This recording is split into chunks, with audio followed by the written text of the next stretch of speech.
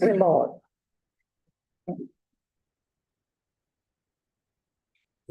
What's there?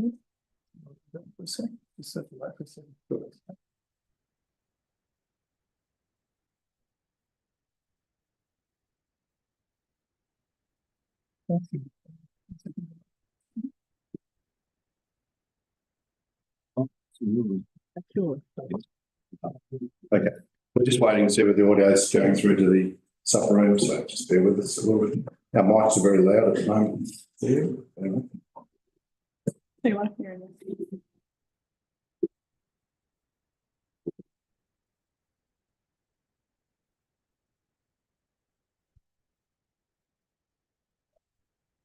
Okay.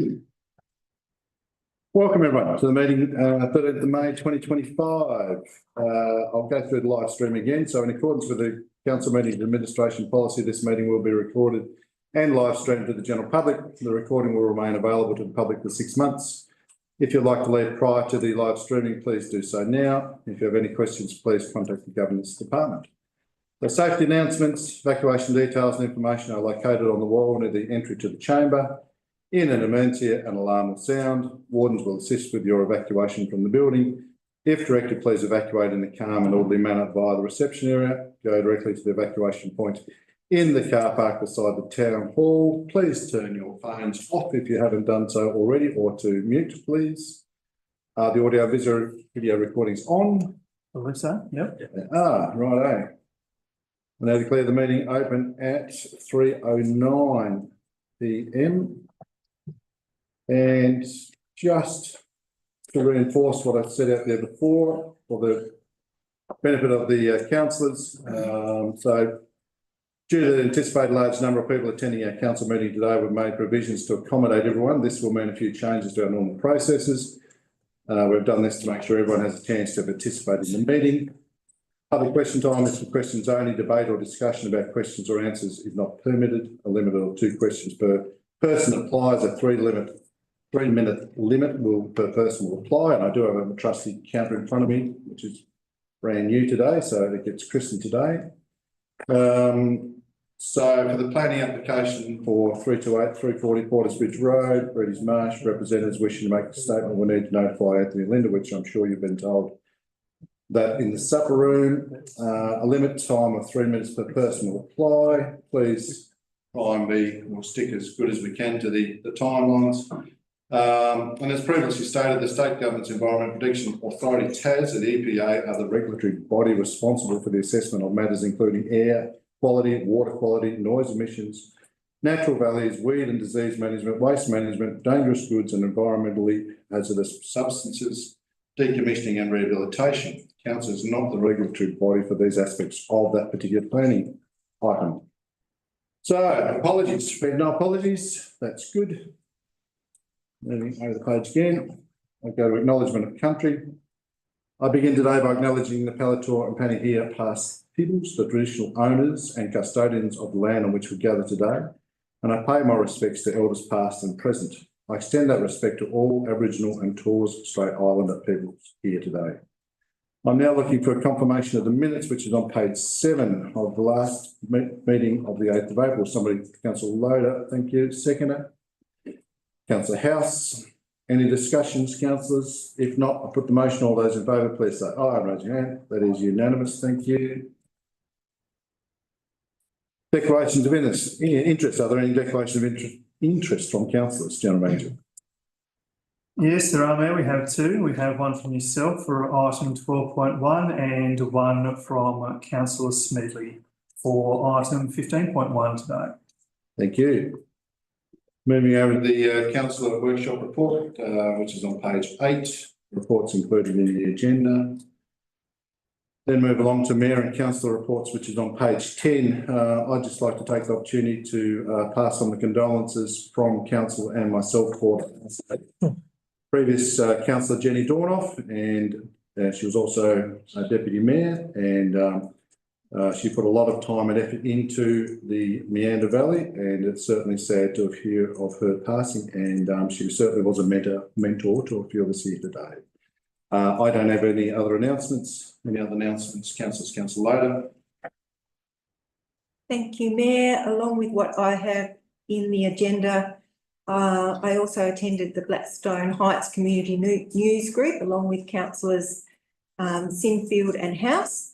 I attended the Australian Local Government Women's Association Women in Leadership Breaking Down Barriers webinar, which was absolutely fantastic, and I would commend these webinars to Councillor Cameron and Councillor Christine Cronshaw. Sorry, Christine, I just had a breakdown, apologies. And I also attended the very successful Launceston City FC Female Football Week celebration. That was amazing, 42 years of women in football. It was a great celebration, so good to see a lot of purple out there, as well as the black and white and women participating in sport. There's nothing women can't do. Thank you. Thanks, Councillor Loader. Any other announcements, councillors? Councillor Sinfield. Oh, just to add, apologies for being under the weather, everyone. I did attend the Northern Tasmanian Regional Land Use Strategy, Regional Strategic Directions Local Government Workshop on the 7th of May last week. Thank you, Councillor. Anything else, councillors? Taken as no. Moving on to page 11. No petitions were received for this meeting. Are there any from the gallery? I'll take that as no. Representations. There were no community representation requests were received for this meeting. Moving on to page 13. Excuse me while I get my pieces where I need to be. Page 13, which is public questions with notice. There were questions from two people which were included in the agenda and responded to. Public questions without notice. So we'll move on to public questions without notice. So council allocates at least 15 minutes for our meeting for public questions without notice, and this may be extended at my discretion. Debate or discussion about questions or answers not permitted. A limit of 2 questions per person. 3-minute limit applies. So are there any questions from the gallery? Yeah, so Craig will coordinate that. So, yep, questions without notice. One at the back.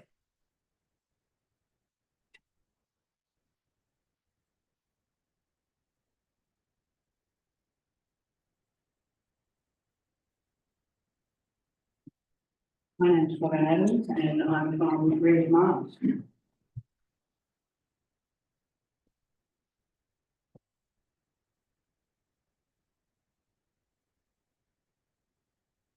The cost of the Porters Bridge Road upgrade will be determined proportionally so that the proponent for this proposal can pay their share.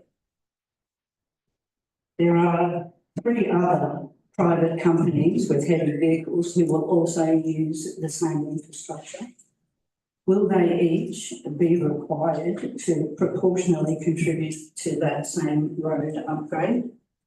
Since these 4 private companies are collectively responsible for 100% of the reason that the upgrades are necessary, would it not be reasonable that they proportionally incur 100% of the associated costs of those upgrades? So my question is, will council undertake to have these proposed road upgrades 100% funded and maintained by the private companies who stand to profit from their implementation, and thus relieving council and ratepayers of any contribution at all? Thanks, Robin. Yep, I can start making a response to that. There may be others that will contribute also. So with the road upgrades that are required for the developments, we can only, I can give feedback there. We can only assess the planning application that's before us today. So we are making an assessment for the one on Porters Bridge Road that we're discussing. So, My new timer, I'm trying to work it out there. Sorry about that. yeah. The road upgrades that we're expecting to be required associated with this particular application, there will be the majority of the costs of those upgrades required for the development to be met by the developer. I guess that's where we sit.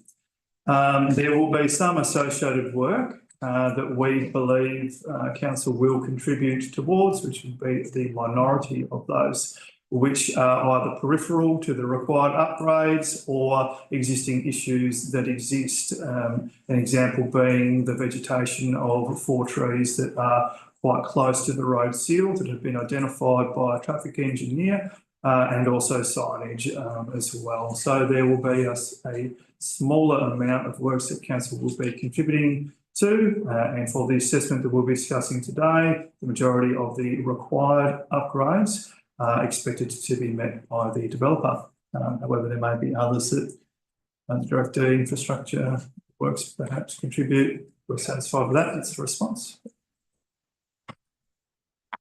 Right, no response, right, okay. Next question, please.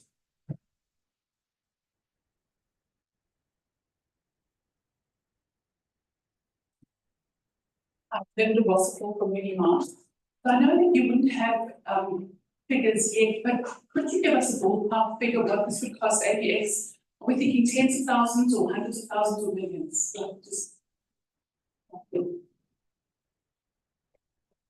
That's correct. We don't have a cost, and that won't have a bearing on the decision that's being made today. I guess you have our assurance, and the condition in the permit is that the majority of the cost of the required upgrades will be met by the developer, but we won't state a dollar value on it. And the other question, if council undertakes to upgrade the road, would council still be subject to the EPBC or other environmental laws, especially regarding Wedgedale Eagle Neck?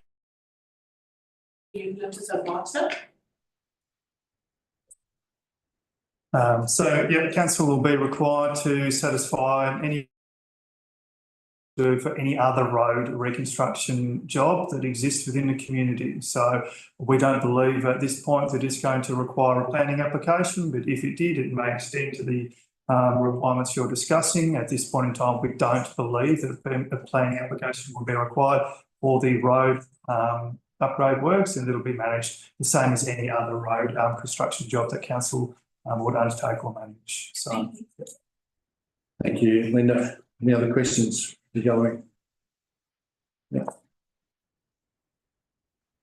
Hi, Debbie Owens from Deloraine.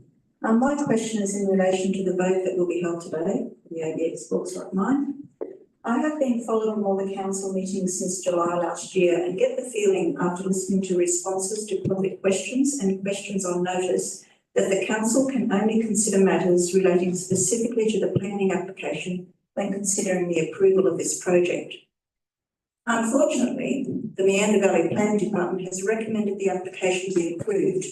Now, there's a standard first paragraph in their recommendation that I've seen in other planning documents as well, and it states, I quote, "Council must note the qualified advice received before making any decision, then ensure that reasons for its decision are based on the planning scheme. Reasons for the decisions are also published in the minutes," end quote. This reinforces to me that council members are required or expected to vote in line with the planning department's recommendation. Where is the community representation in this whole process? What is the point of this council if community concerns are not addressed as part of the planning department's assessment? The purpose of this council is to represent the Meander Valley community. A mine is not wanted in the valley. It is not in the best interest of this community, and it does not align with your council's 10-year strategic plan. My question is, and I would like a yes or no response. In the matter of the proposed ABX bauxite mine, are council members able to cast a heartfelt conscience vote that reflects the wishes of the Meander Valley? Yes or no? Yeah, you've raised a quandary that we all sit here as councillors. We come elected to represent the people of our community. We all do that. And then we sit here as a planning authority. And planning authority has very strict guidelines across the state as to what we can and can't consider. that is a quandary for us. If we didn't have the planning, if we didn't have the hat on as a planning authority, excuse me, the alarm's going off and that's my fault. Then we would be able to do exactly what you're asking us to do. But at the moment, we sit here as a planning authority. So is the response to that no? It's up to each individual council to make that decision, sitting around the table, and I won't answer for those.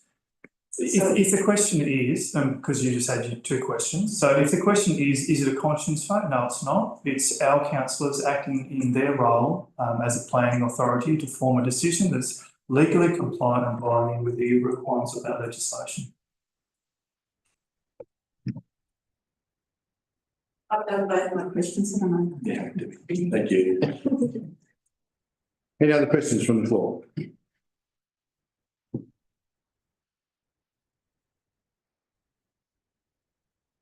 Thank you, Mr. Mayor. Dr. Helen Hutchinson, Western Creek. As the basis for removing planning from their jurisdiction and establishing a new independent assessment panel, there's been a lot of criticism directed at Tasmanian Council's seeming incapacity to deal with complex planning proposals. In fact, the problem is not created by councils. Is that updated state planning legislation from 1993, which is nor the proposed draft planning legislation has addressed the problems that new developments are raising in the community. The legislation should require an acknowledgement of and evidence of the necessity for the project, a social licence for any development from neighbours and community, not less than 30 days allowed for community representations, the recognition of impacts on existing heritage values, that where applicable, council policies determine the acceptability of the project, proof of the financial viability of the project and the proponent's capacity to manage it, a requirement that the proponent lodge an amount equivalent to the remediation costs with the planning authority at the beginning of the project, as well as any other predictable costs associated with it, and the requirement that no project increases greenhouse gas emissions, and that the precedence given to mining leases over any land zoning be removed. But the legislation does not. On behalf of the council, Mr. Mayor, the appropriate minister, asking that the amendments described above be made to the draft Land Planning and Approvals Act 2025 so that planning decisions are addressing the real concerns of community. I will happily take that to a workshop, Helen, where we will discuss it in more depth. It's hard for me to give you a quantitative answer on behalf of my councillors here, but definitely take that, agree with most of what you said. Thank you. Do I have to? I haven't started the timer, so you have.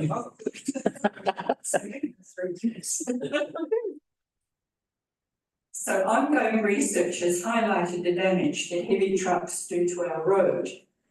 The fourth power law is still used by road engineers to assess the amount of pavement damage caused by vehicles with different axle weights. In the case of a loaded SUV that weighs 2 tonnes, each axle carries approximately 1 tonne. A typically loaded B double heavy truck combination weighs 65 tonnes, and each axle averages approximately 7 tonnes. It gets much worse when you consider that the passage of a car over a certain piece of pavement involves only 2 axles, where a B double has 9. So the real world effect is 10,000 times more damage in the case of a B double. How can council allow even more trucks to use our roads when they already cause massive damage without paying the real cost of using them?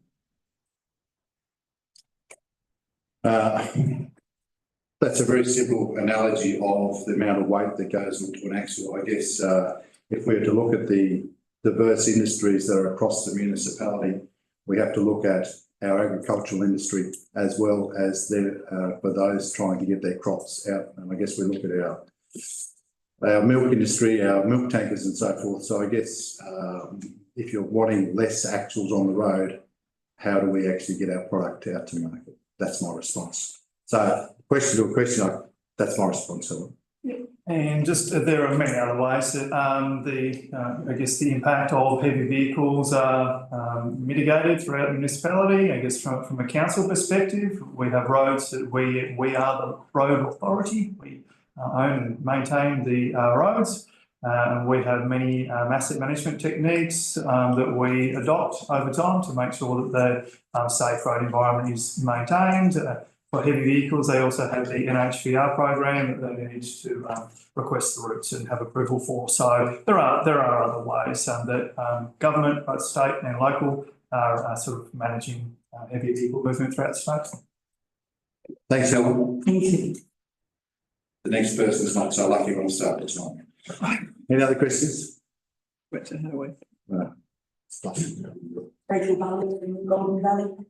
Now, given the information provided by members of the public today and the information that's been provided by the Self Mayor and the officials present that has not, to my knowledge, been previously available for public comment, and the very high level of public concern expressed today by the members of the public, both in this room and in Gleeson Hall, could Council please postpone its decision on the ADX mine application to allow for further consideration and genuine public consultation, to allow to identify conditions that better address the community's concerns?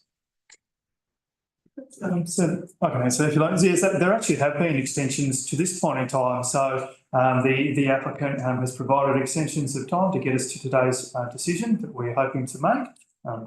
Yes, ultimately, councillors will make that decision or not this afternoon. So no, there isn't. I mean, there has been other opportunities where information relating to the applicant's planning application has been made public, and they stem back to 2023. So their information has been publicly available on the EPA's website in the EPA's assessment, and then council advertised the planning application in June 2024. So there have been other opportunities where much of the information in today's agenda has been made public. I do appreciate that the concerns of each representative hasn't been made public before today. So, but our planning team has made an assessment and addressed that in today's agenda, so that all of those 86 opinions have been publicly shared and considered by our planning team, making a recommendation to council. And yeah, we hope that council will form a decision today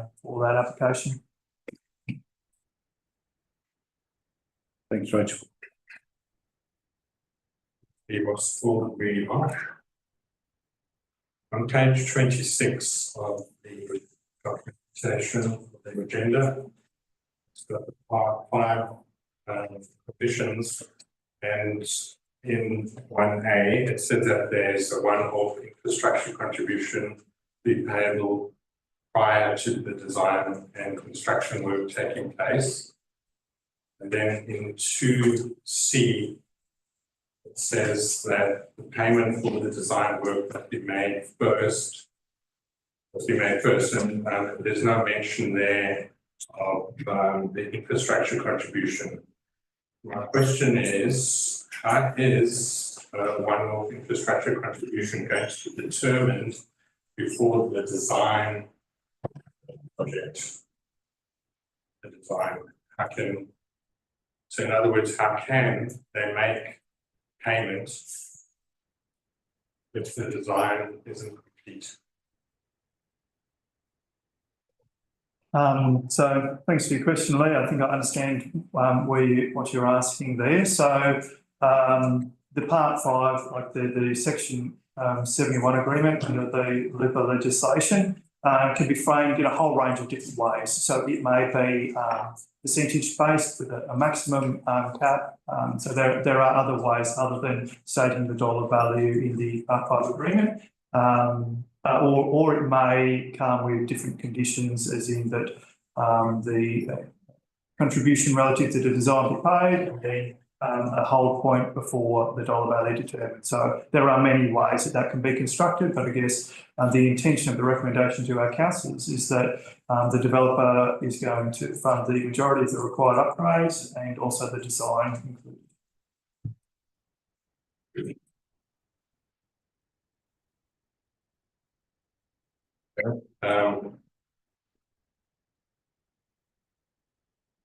The second question is, in the financial report for the council and for the proponent and the owner of the land, who is the trust company or Foreco, what would the amount be in that annual report for contingent liabilities, capital commitments, or assets with regard, if this goes ahead, if it is approved? There's a couple of months to have worked out what to include, and there's probably a range. Do you have a range of a commitment that the council will have? For council or for the developer? For the council, because the council will be having to carry out the roadworks, and there will be an asset. You will require a contribution from the developer, the proponent, to cover their share. So there's a commitment that will have to be disclosed in the financial report.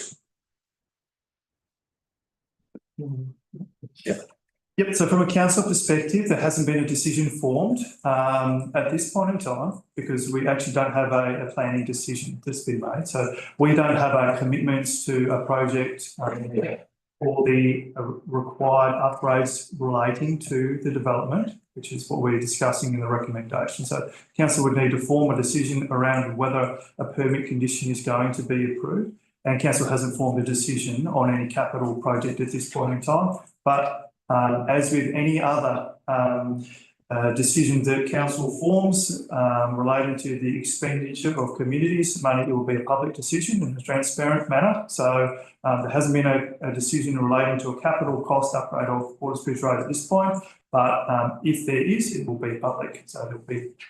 Does that cover your question? I think it's possible to answer exactly. I think it's really. Yeah. Thanks, Lee. Oh, thanks, Lee. Any other questions? Take that as no. All right. We may have more questions out there, have we? We'll just, Linda and we'll just check if there's any questions from outside.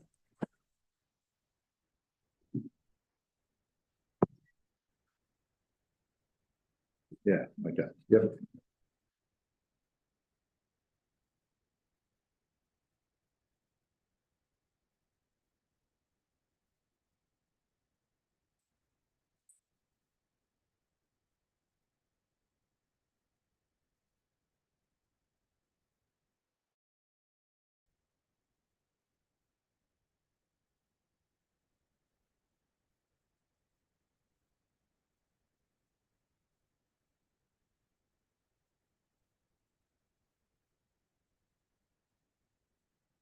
I think you're, We'll keep it next second. yeah, I think you're regretting buying the last one. We'll see. Oh, sorry, I have something up there. My apologies. There's others coming in. Yeah, we'll just wait for others to come in. Sounds terrible in the other room. Oh, is it? Yeah. Very difficult to understand the answers and the questions. Oh. Shame. Yeah, sorry. Okay, we are ready for your questions.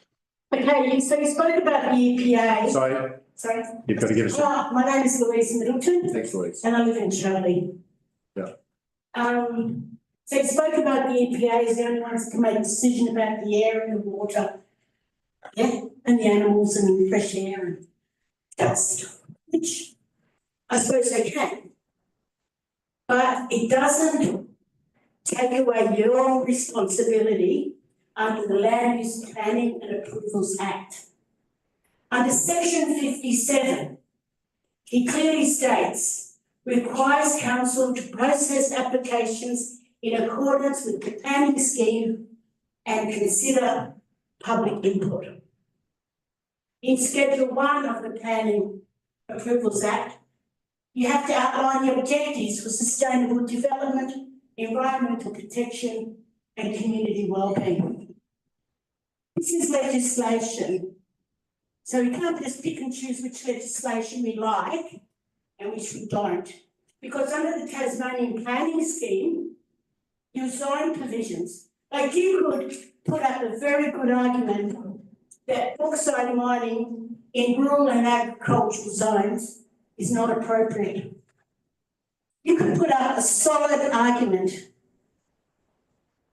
In performance criteria, the failure to meet the relative codes in the Road and Railway Assets Code, the Natural Assessment Assets Code, and the potential contamination land can justify a refusal of this application. Clauses on the environmental quality and amenity could also be questioned. The Local Government Act, Section 20, clearly states it mandates the council must protect community health, safety and welfare and represent community interests. It's a legislative obligation to you.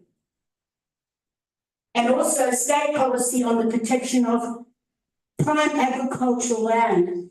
You can argue that the intent of this policy is relevant to you. I understand that the council seems to be stuck on the road like a possum in the headlights. And the reality is that you have much broader legislation that you can draw on. You can't just dismiss strategic community plan. That was put together by the community. That was our vision. You can't just dismiss it. It's also legislated. So I wanted to do something funny, but I think it's really important that, yes, you can mitigate and you can mitigate and you can mitigate. But if you break this community's heart and not listen to the voices, it's record objections. Lots of people have put their heart and soul into trying to convince you that their voices do matter. I understand and appreciate that every one of you that's here is under enormous pressure. But I'm saying that if you refuse this project, if you were challenged in the courts, you would have the backing of this community. We would back you. Is there a question? So my question is, do you feel like a possum stuck on the road in the headlights? Thanks for the question. No, I don't. You don't? No. We have qualified advice. You've quoted sections and acts and bits and pieces, which is fine. We also have qualified planners that look at the items in front of us every time. So it's up to us as council then to make that decision as we sit around the table. So thanks for your question. Oh, my one question is, will you take into consideration how are you going to mitigate the community and trust in the council if you vote for this project? I know that you're using the road as a political manoeuvring, and I appreciate that approach. Thanks, Louise. I've given you more than 3 minutes, but yeah. Thanks for your question. Jim? Look, I'd just like to say that the council is forming a decision today under the agenda item 12.1. They aren't using the road as political manoeuvring. The assessment of the road condition is a requirement of that planning assessment and to be considered by council. Just regarding the environmental impacts, Louise has made a good point, so I feel it's probably timely to give a reminder that item 12.1 around Porters Bridge Road, the proposal is defined as a level 2 activity under clause 5A and 6A2 of the Environmental Management and Pollution Control Act. And what that means is the state government's Environmental Protection Authority have the head of power to make the assessments on the environmental, and you notice some other things there, the air quality, dust, I think you've mentioned as well. So that assessment has been made by the state government, and it isn't for our council today to reconsider that decision, and decision has already been made by this. Yeah, it's just unfortunate that we were, that you've been assessed at an A2 or at an A1. Like the whole original assessment of the EPA was well undergraded. Well, that's, And that was sorry, fine. that's, Wes, I'm not going to sit here and argue with you. That's the way things are at the moment. I'm sorry. We've listened, tried to answer your question. Just saying that. Yep, appreciate that. Thank you. Any other questions from the floor? Yep. Yeah, good afternoon. I'm Nick Van Amstel from Reedy Marsh. Firstly, I'd like to acknowledge and thank the Valley Council for engaging TCS to undertake an independent review of the traffic assessment, impact assessment, which was prepared by Bitten Sherry and submitted as a part of ABX's planning application. TCS has identified major shortcomings in the Bitten Sherry traffic impact assessment, including the need to reconstruct Porters Bridge Road to an S4 rural road sealed standard to make it safe for traffic, and ABX mine will generate. Unfortunately, ABX's response to this and their inadequate initial assessment is to come up with a temporary traffic management plan. I think it's indicative of the poor standard of ABX's initial submission, and they have only themselves to blame for this predicament that they're in now. And the fix that they've got is this temporary traffic management plan, which is going to inflict further frustrations on the community. We've had no inputs on it, and it's proposed to facilitate their operations and to mitigate their failure to plan properly, that we are now having a temporary traffic management plan on a public road being proposed. Another view of it is that ABX is simply attempting to delay payment of the cost of the design and construction of the upgrade.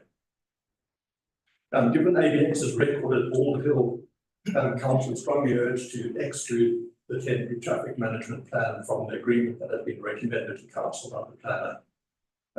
The question I've got there is, will the councillors consider having all references to the temporary traffic management plan removed from the permit conditions and proposed infrastructure contribution agreement if Council decides to approve ABX's planning application? I can answer that for you, Nick, given I'm not part of the planning authority that's making the decision. So yes, they will consider that when they're forming the decision today. Thank you. The next one is just about costs. There's an apportionment of costs. There's two sets of costs that I'd just like to check on. Firstly, it's been proposed to write off the existing Porters Bridge Road prematurely. There's going to be a write-off cost associated with that. The other one is the cost of TCS assessment and their traffic impact assessment. That is the council commissioned that to make up for the deficient traffic impact assessment that ABX submitted. For both of those, that's the write-off cost, and the cost of that is going to be recovered from ABX.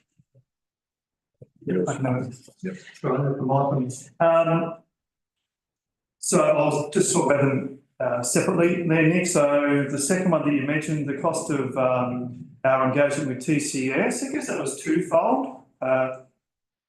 One, to address or to have a peer review of the TIA that was submitted by the applicant to assess the conditions of the planning application. So there was that aspect. But also there was some level of concern raised by community in their representations. So we also had an obligation to make sure that the conditions were safe out there regardless of any planning application. So I guess there are two ways of looking at that. We won't be recovering the cost of TCS's engagement from the developer because council will form their decision today. I guess they are costs that we felt we needed to wear to have an informed decision today, to have our councillors have all appropriate information for them in order to form a decision. So with TCS, no, we won't. And the write-off cost, well, that will depend on the final design that would be subject to the project being approved. It'll depend on how much write-off there would be. So the condition of the road varies depending on the segment that we're talking about. They are all constructed at varying points in time. I know that you're very well informed. There are many others that may not be. The seal, the surface, the wearing surface, I suppose you would say, on the top of the road has a different life to the base and the sub base that are there. They all have different costs and different useful lives. So it would depend on how much of the road would be removed. It may be that a lot of what is there can be reused. So look, at this point in time, without a decision in front of us and without a detailed design, I can't provide any commitment that the write-off of any of the infrastructure would be recovered. But honestly, we don't know what that write-off would be at the moment. Thank you, Jim. Thank you, Nick. Any other questions from the audience? Any other questions from outside, Linda, at all? Do we know? Oh, sorry, one more. Thank you. Sarah, it's just a question I haven't been able to read all the documentation, so it may well have been up, but there's obviously the cost associated with the upgrade to Watersbridge Road, but there will also be an ongoing cost for the maintenance of the roads that's going to be exacerbated and increased by the degradation of the roads from the increase in the number of vehicles. Has there been any cost that, or any form of modelling that's been done to assume what the cost will be, not only on Watersbridge Road, but on the peripheral roads that as a ratepayer we will be having to foot the bill for, and will ABX be footing the bill for that increased maintenance going forward? Yes, that's right, Sarah. So if the decision is formed today and it is per what's recommended in our agenda, there is an obligation on the developer to contribute to the ongoing maintenance as well as the upgrade. So there will be a requirement for them to contribute to maintenance costs in the future. And that won't be just for Watersbridge Road, will it be for the peripheral roads they used to? So it is only relating to the area of Watersbridge Road that's been identified as being required to be upgraded for the development. So it doesn't extend beyond that. Thank you. Thank you, Sarah. Any other questions? No? I think so. Linda's gone back out. Sorry. No more? No more questions? Very good. Thank you to all those that asked questions, not to all those that answered questions. Thank you very much for answering some of those questions. That brings us to the end of public question time. We then, sorry, Councillor Temple. Just a question, Mr Mayor. If the in the supper room the sound is not adequate, would it be pertinent to adjourn the meeting for 10 minutes to see if that can be improved? We've just checked with the audio in the sub room, and the audio is good when everyone speaks into the microphone, Councillor Temple. So we've already checked that. Thank you. So no, I won't be adjourning the meeting. Thank you.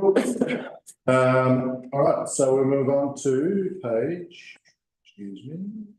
15, which is council question time. There is no questions with notice. Are there any questions without notice, councillors? Take that as no. Get my paperwork in the right spot. We'll move on then to councillor notices of motions. There's no councillor notice of motions in front of us. Are there any from the floor? Take that as no. Okay. Moving on to planning authority. So in planning matters, council acts as a planning authority under the Land Use Planning and Approvals Act 1993. There is a list of strategy, policy, legislation, consultation. They're on page 16. We have Planning Authority reports, PA 240052, 328 and 340 Porters Bridge Road. We have a list of representatives. No, not that one, I don't want to read. Put that one there. So we have a list of representatives come before us. I'll just make sure the time is right. Okay, so we're just about to bring the representatives in. So I've got a list of 1, 2, 3, 4, 5, 6, 7, 8 at the moment. Some are here.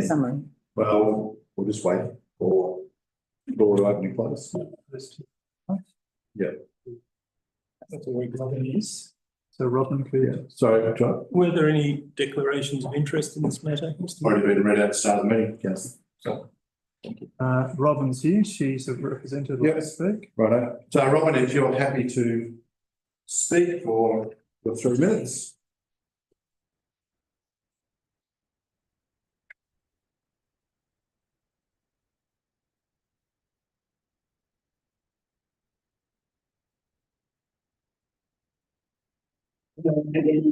Robin Adams from Reedy Marsh.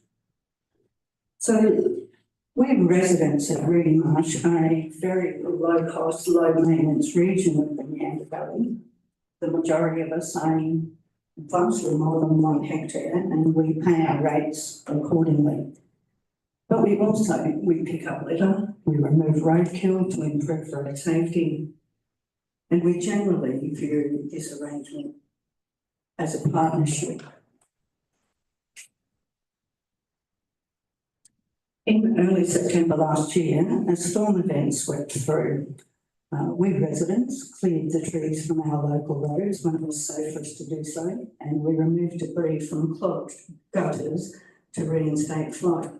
We volunteered to do this work and to enable council to move on to those who had greater need in that circumstance. We also did it because it served the community as a whole. What I'm describing here is social capital or goodwill, and it is the cornerstone of regional and rural communities everywhere. We're not just residents though, we're also contributing to the wider community. We are the builders, the healthcare workers, the hospitality and retail workers. We are small business operators, artists, we're primary producers. And we have all chosen to live here because of the amenity of the area. We view this proposal, the DL 130 bauxite project, to develop a mine in our midst as an irreversible threat to that amenity. And this will inevitably result in a loss of goodwill. We urge you to use your discretionary powers to respond to our numerous objections by rejecting this application. Allow me to make a comparison here to the DAB scheme, where council itself was involved in an objections process.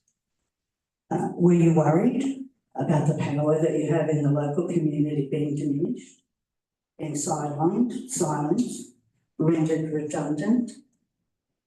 This is the height of the hypocrisy and irony that you can't recognise that what you feared the DAP doing to you, you are doing to us currently. Let's please pull back away from this abyss and use your discretion to do the job that it was given to you for. So all the things that we have warned you about in regard to this proposal that you can't consider, you will ultimately be forced to consider it anyway. The only possible gain from this proposal, was that a 2-minute or a 3-minute? That's 3 minutes. I'll let you wrap up. Thank you. The only possible gain from this proposal, after you boil it all down, is that council gets a road upgrade that it doesn't currently need. This is essentially private prosperity over community wellbeing. And I'm pleased to say, councillors, that today that choice is yours. Thank you. Thanks, Robin. Next on my list is and Hamston.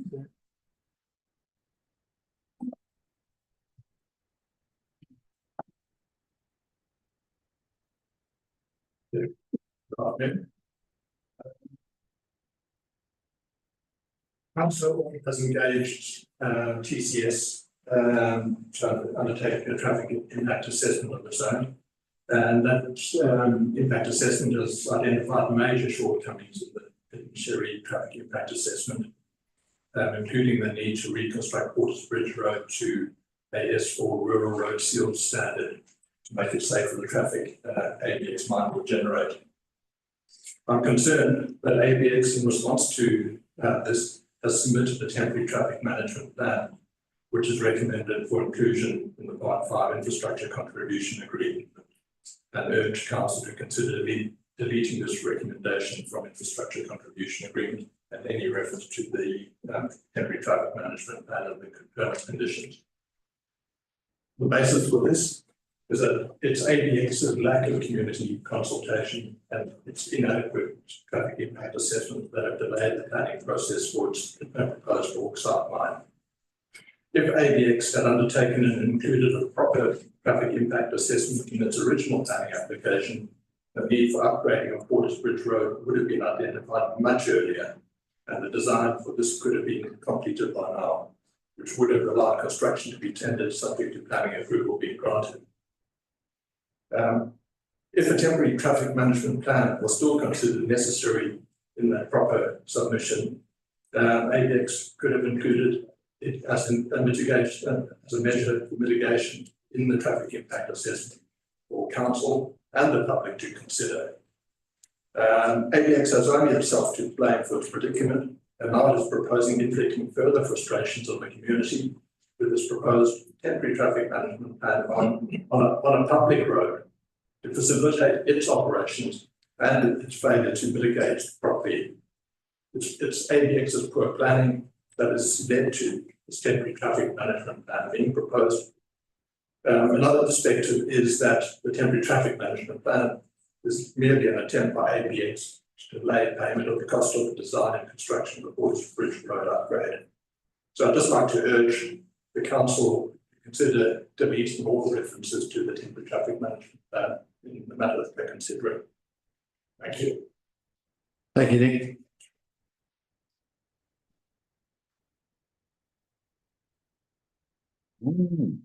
You didn't move with my votes, but that's the way it is. Next one is Liz Nichols.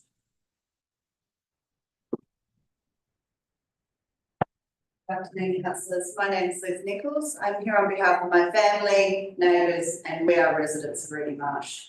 I wanted to take this opportunity to respectfully speak to you about the impact the DL 130 mine proposal will have on my family.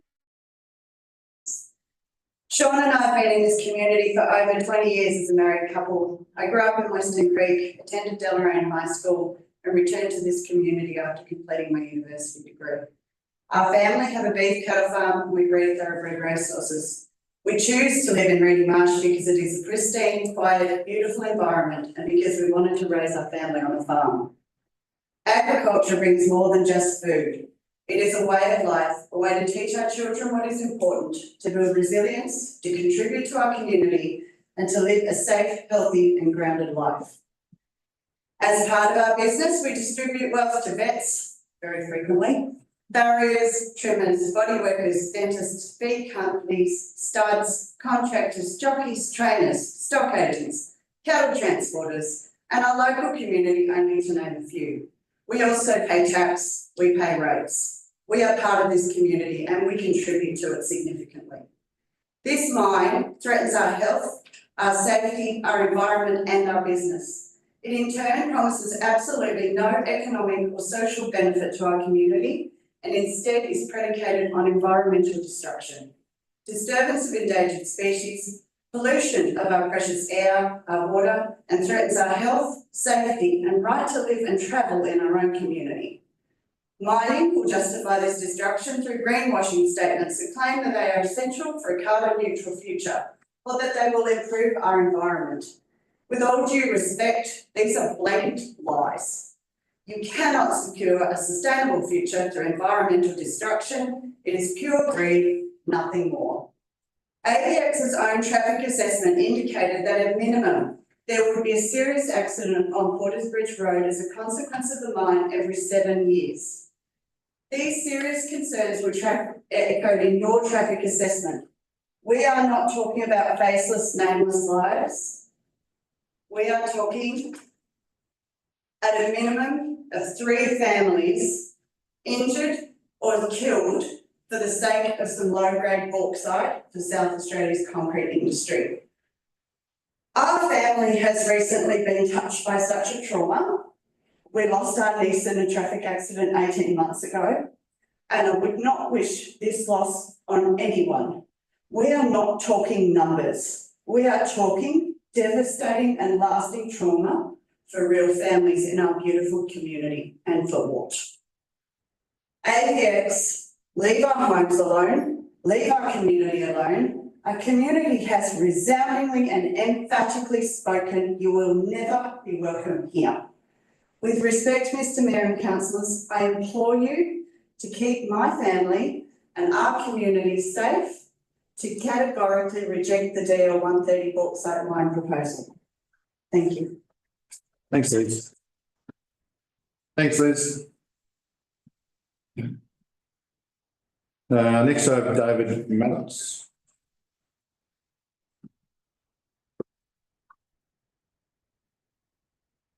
Hi, my name is David Maddox. I own a 25-acre property on Johns Road, Reedy Marsh. I purchased the block in 1997. I reside in Launceston but intend to live at Reedy Marsh in the future. The block is zoned residential. It was zoned residential by Meander Valley Council with the intention of people residing on it, not conducting commercial operations. The proposed mine will affect the amenity of my family and I living on our residential block. I'm concerned about the much discussed environmental issues which can be attributed to a mine as proposed for Reedy Marsh. The noise pollution, air pollution, affected water quality will all be detrimental to the amenity of life living at Reedy Marsh. I'm also concerned about the mine being built in a corridor of bush that stretches from the sea to the Central Highlands, encompassing the mine site and my block of land. Numerous birds use this corridor to travel from the coast to the highlands, including sea and wedge-tailed eagles, black cockatoos and currawongs. My biggest concern around the proposed mine is the increased traffic on River Road and Portersbridge Road. Portersbridge Road, north of the Meander River, is a throwback to the days of horse and carts. It is very narrow and windy. If you meet a truck on a corner, there is nowhere to go except down the bank or into the trees to avoid a collision. The road has been deemed unsafe for a target Tasmania stage, so surely it isn't safe for countless big trucks along with regular commuters. River Road from Delrain apparently isn't going to be used by trucks, but there will surely still be an increase in workers, contractors and others using the road to access the mine site. When it floods, often the only way out of Reedy Marsh is via Portersbridge Road. In 2005, River Road was closed for a period of months while the bridge near Johnson Wadley's Road was replaced. During this time, the only way in or out was via Portersbridge Road. This situation can arise again in the future, making Portersbridge Road the only thoroughfare, with all the mine trucks using the road as well. Please, Council, for the sake of the amenity of residing in Reedy Marsh and the safety of my wife, my son, myself and others, please reject this mine proposal as not suitable for Reedy Marsh. Thank you. Thanks, David. Linda Oswald.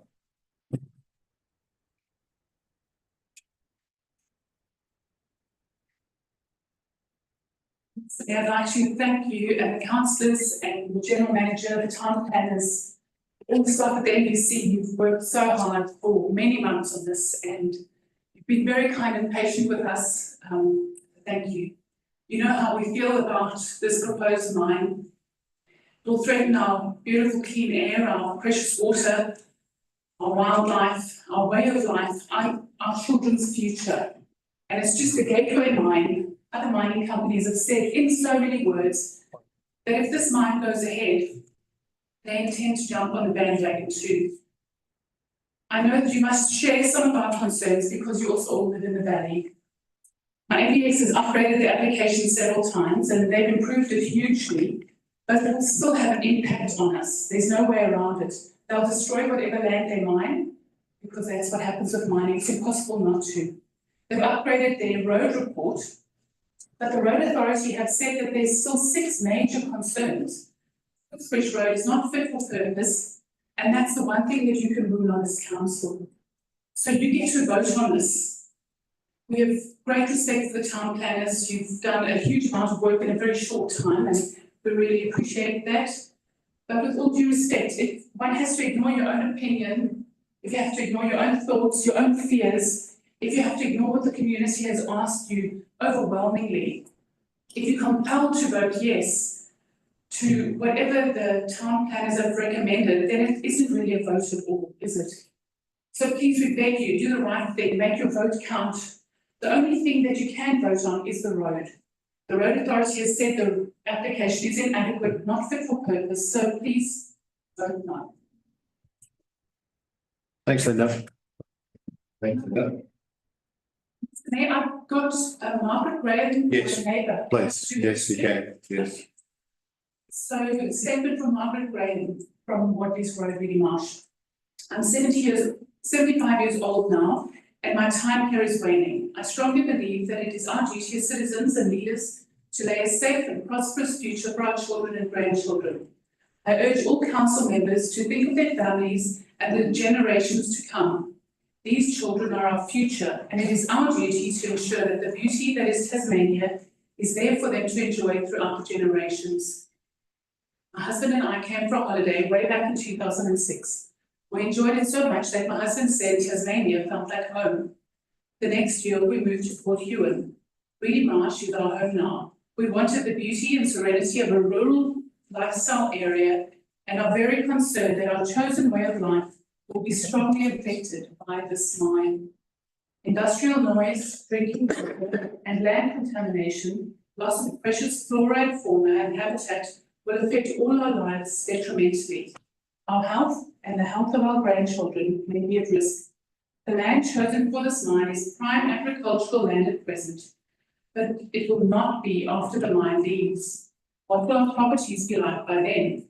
Will we still be able to live here safely? Tasmania is such an amazing and beautiful state. We promote our wonders to tourists, asking them to visit. Like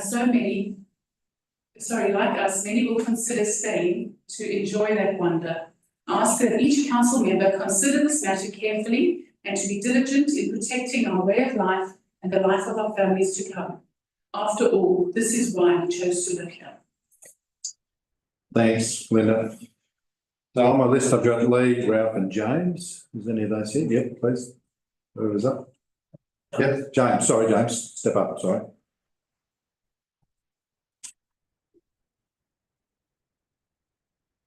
Hello, my name is James Sequina, and I'm a resident of Reedy Marsh. I want to say thank you, councillors, for giving me the opportunity to speak today. My family and I are returning residents to this area. We've lived all over Tasmania, but nowhere else have we found places welcoming and inviting as the Meander Valley. We chose to come back here because of its sense of community, its natural beauty, and the way people look out for each other. This is a place where neighbours are more than just people who live next door. They're friends, supporters, and sometimes even family. We came back because we believe in what this community stands for. I know that each of you shares a deep connection to this place. You're not just councillors, you're our neighbours, our friends, and fellow members of the community. Over the past 12 months, mainly throughout this process, I've watched each of you make difficult decisions, always with empathy and compassion. You've listened to residents in conflict, weighed the needs of families, farmers and small business owners, and shown time and time again that your hearts are with the people who live in this area. And let's be clear, compassion and empathy are not weakness. We saw that so clearly in the recent federal election, where voters across the country rewarded leaders who listened, who cared, and who put people first. It's a strength to stand up for your community and to protect what matters most.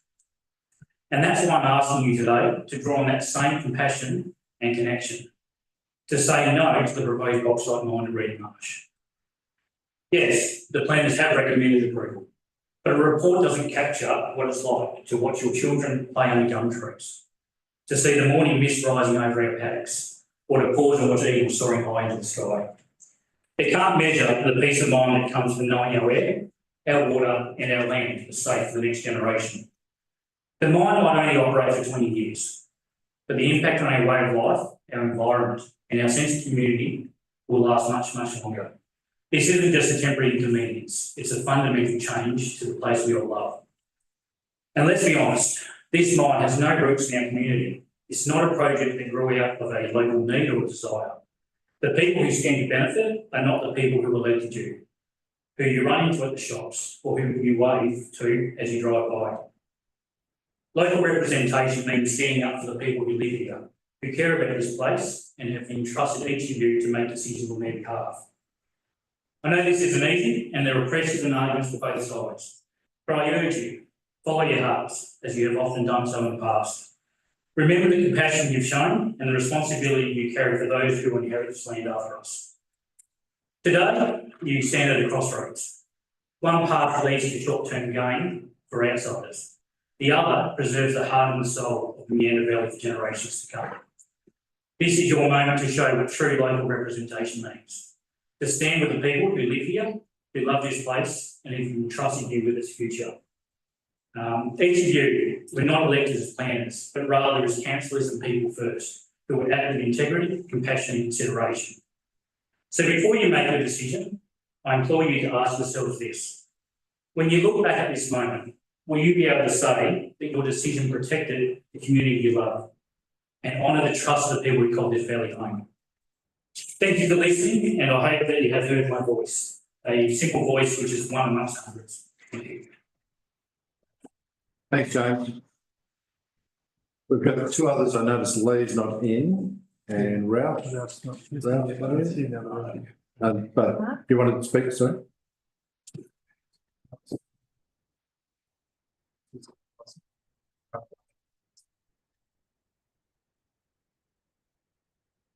Mr. Mayor, councillors, representing Kim Kakos. I only just received this because it's a bit much for me to be reading everything out. So here we go.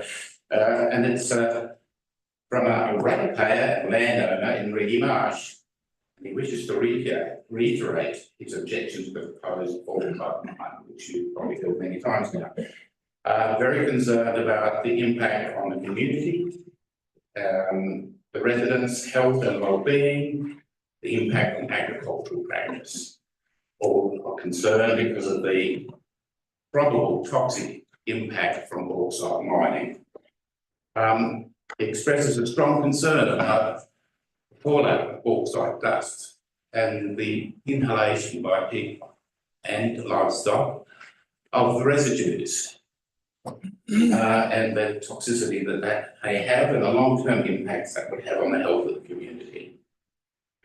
The proposed 20-year life of this extractive activity at various sites in Reedy Marsh and Westbury will cause deforestation, water contamination and ongoing issues with airborne dust in an area of approximately 20 kilometres around the zone, which is taking in a large area of our community. Consequential effects of environmental damage will reduce investment costs in the area, resulting in a loss of value of property, and will be of concern for all community, Deloraine residents and Westbury residents. A concern is mentioned about ABX being virtually insolvent, totally dependent on government grants at this stage. And I know that that's probably not something you can take into account, but past history suggests that that could seriously affect costs for the council and for ratepayers in the area. So there being no tangible benefit in any way for our community from this proposal, as it will degrade the district to a mining town status and lose its current status of tourism and cultural heritage.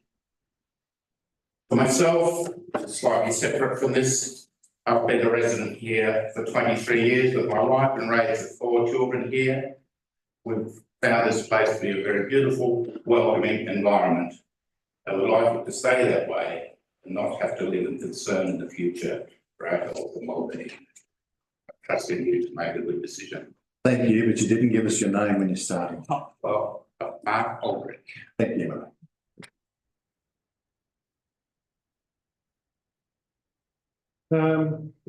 We around? Yep. It's Ray, but. Sorry. No, you. Sorry, Ray, you've told us that in past, my apologies. It's a joke, okay? Don't worry about it. Hi, thanks, Ray Foreman from, Johns Road, Reading Marsh. Can you guys hear me? Yes.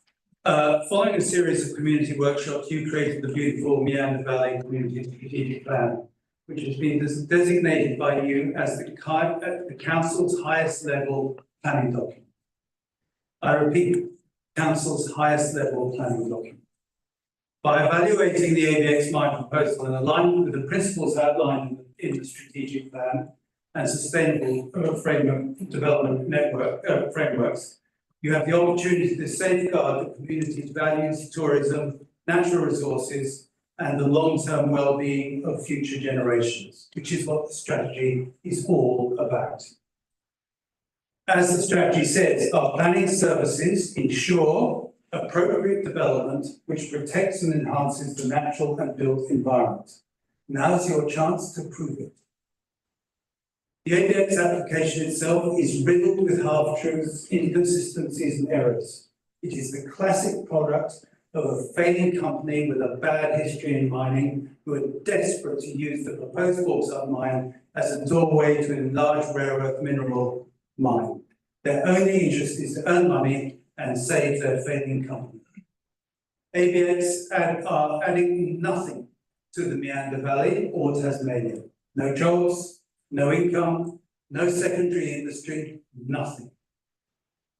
But what they are doing in the process is awful and long-lasting, reducing tourism in the valley and therefore the income of hotel and shop owners, threatening our peaceful lifestyle, our health and our property values, threatening the lives of our native animals, and in particular those of young platypus and Tasmanian devils who explore the countryside from our land in Reedy Marsh, up to 5 kilometres away to find a new home for themselves, and endangering the habitat of our precious wedge-tailed eagles, which are famously sensitive to intrusion and disturbance, but they thrive in Reedy Marsh. It's simple. There are no gains for the community, only huge losses, and agreeing to the proposal would make a complete mockery of the Meander Valley Community Strategic Plan, which, I repeat, is described by Council as the Council's highest level planning document. So it's simple. Follow your strategic plan for the valley we love. Follow what ABX used to say on their homepage before they deleted it. We only go where we are welcome. Well, they are not welcome. So let's just keep it simple. Say no to ABX. Follow your hearts, otherwise in 10 years' time, I fear you might wake up saying, what was I thinking? Why didn't I follow my instincts for what I know is right? I failed the community I love. Oh, godchild, I am so sorry. Thank you. Helen, you've come in. I gather you would like to make a 3-minute? No. Probably finish off with Lee. It would just take 1 minute. I asked myself, why is this mine necessary? According to statistics readily available on websites, there is still over 70 years of bauxite ore to be extracted on the mainland. There's no need to have a mine thousands of kilometres from the place where it is to be used, when other ore is available closer. I ask myself, why is it necessary to damage an area so far away from where it is to be used? Why is it necessary to cost us thousands of dollars, many hours of time for something that is not needed. You've heard other people say how precious the area is for them. You've heard them say the cost is exorbitant. You've heard them say that the damage that will be done is overwhelming. I ask you to consider whether or not we actually need something in this area, in this valley, in this state even, when it's so readily available on the mainland.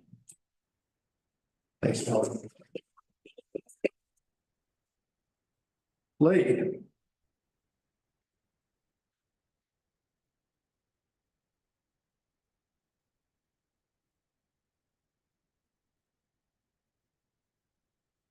Three minutes doesn't need much time.